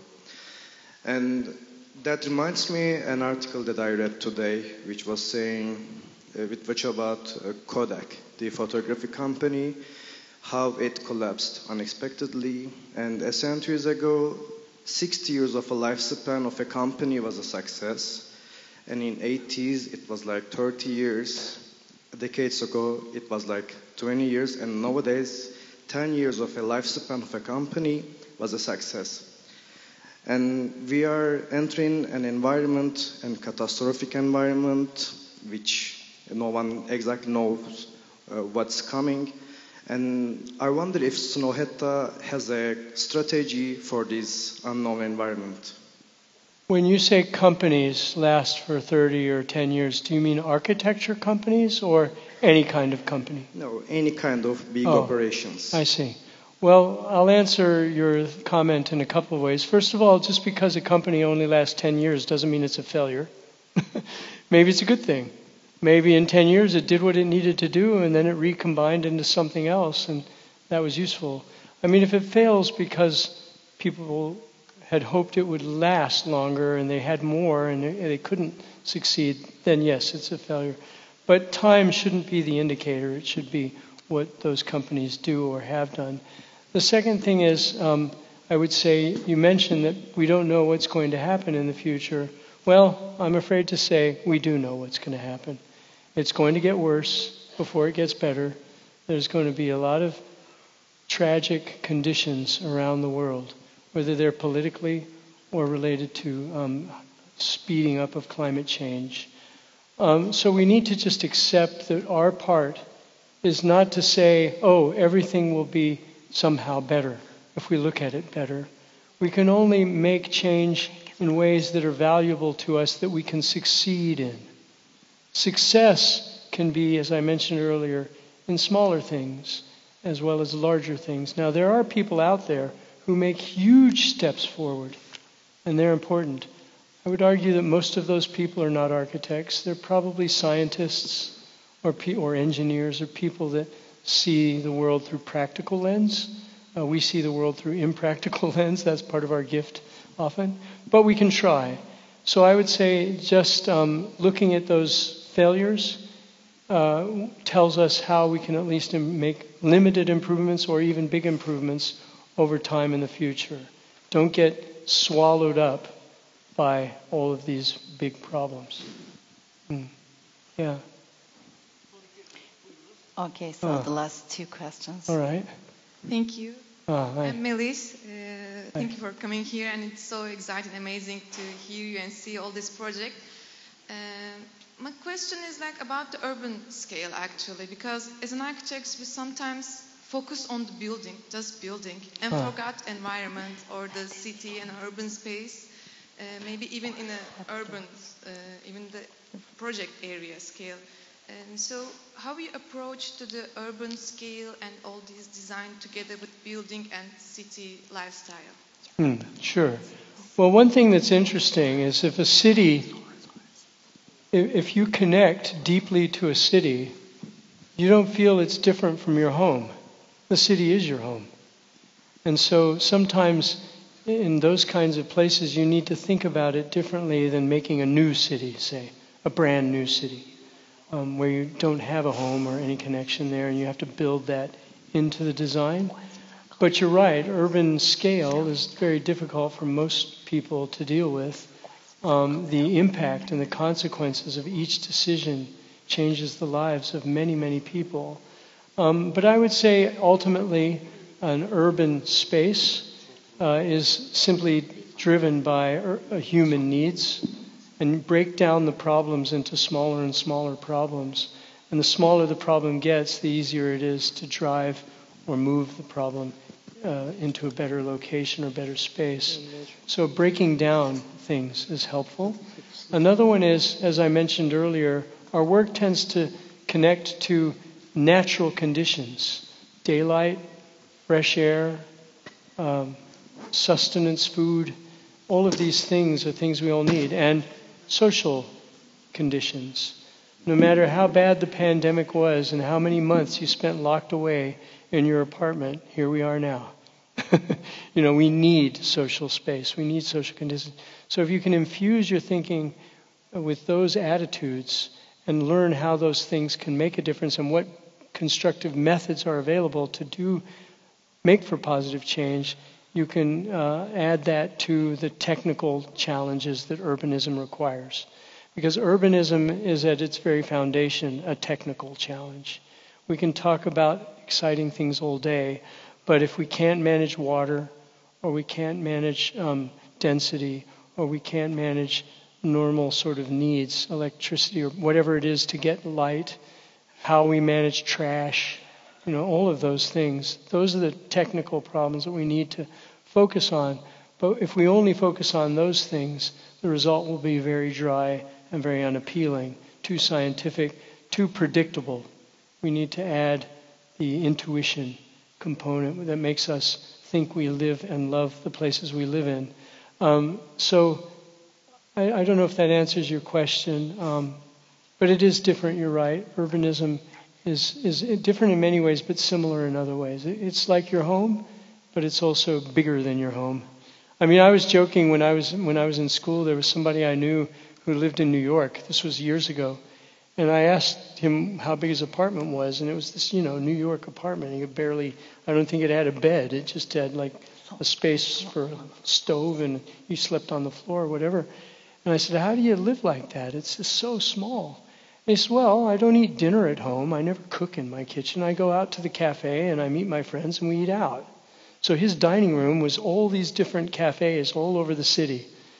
And then I said, well, what about entertainment, or what do you do? Well, he goes to a movie or to a play, does all those things. So his living room was all those other places. By extension, the city became his home. Interesting way to think about it. So yeah. Craig, the last question. Okay, last from question. That side, yeah. I get to ask you one after this. Thank you for your nice speech. I have a question about botanic. About what? Considering your environmental, sensitive and innovative designs, have you ever thought about integrating structural systems shaped by a natural process, such as botanic architecture, into your projects? What's your approach to this approach? I didn't hear everything you said. What was the first? Botanic. What? Botanic. I don't know. Does anyone know? Türkçe alayım. Botanik bitkisel sistemlerin strüktürel olarak yapıda kullanılmasına verilen bir mimari yaklaşım diye geçiyor. Bitkileri strüktür olarak kullanıyorlar. Ferdinand Ludwig'in bir yaklaşımı var bunun için. Bitkileri gövdelerini çakıştırarak yeni bir sistem strüktür elde ediliyor. Bunun üstünden bir mimari elemanı oluşturulmuş oluyor. Yeah, I understand now. Thank you. Well, many of the things I showed of our work has that quality. The sun canopies are using inspirations from actually trees that exist in that area.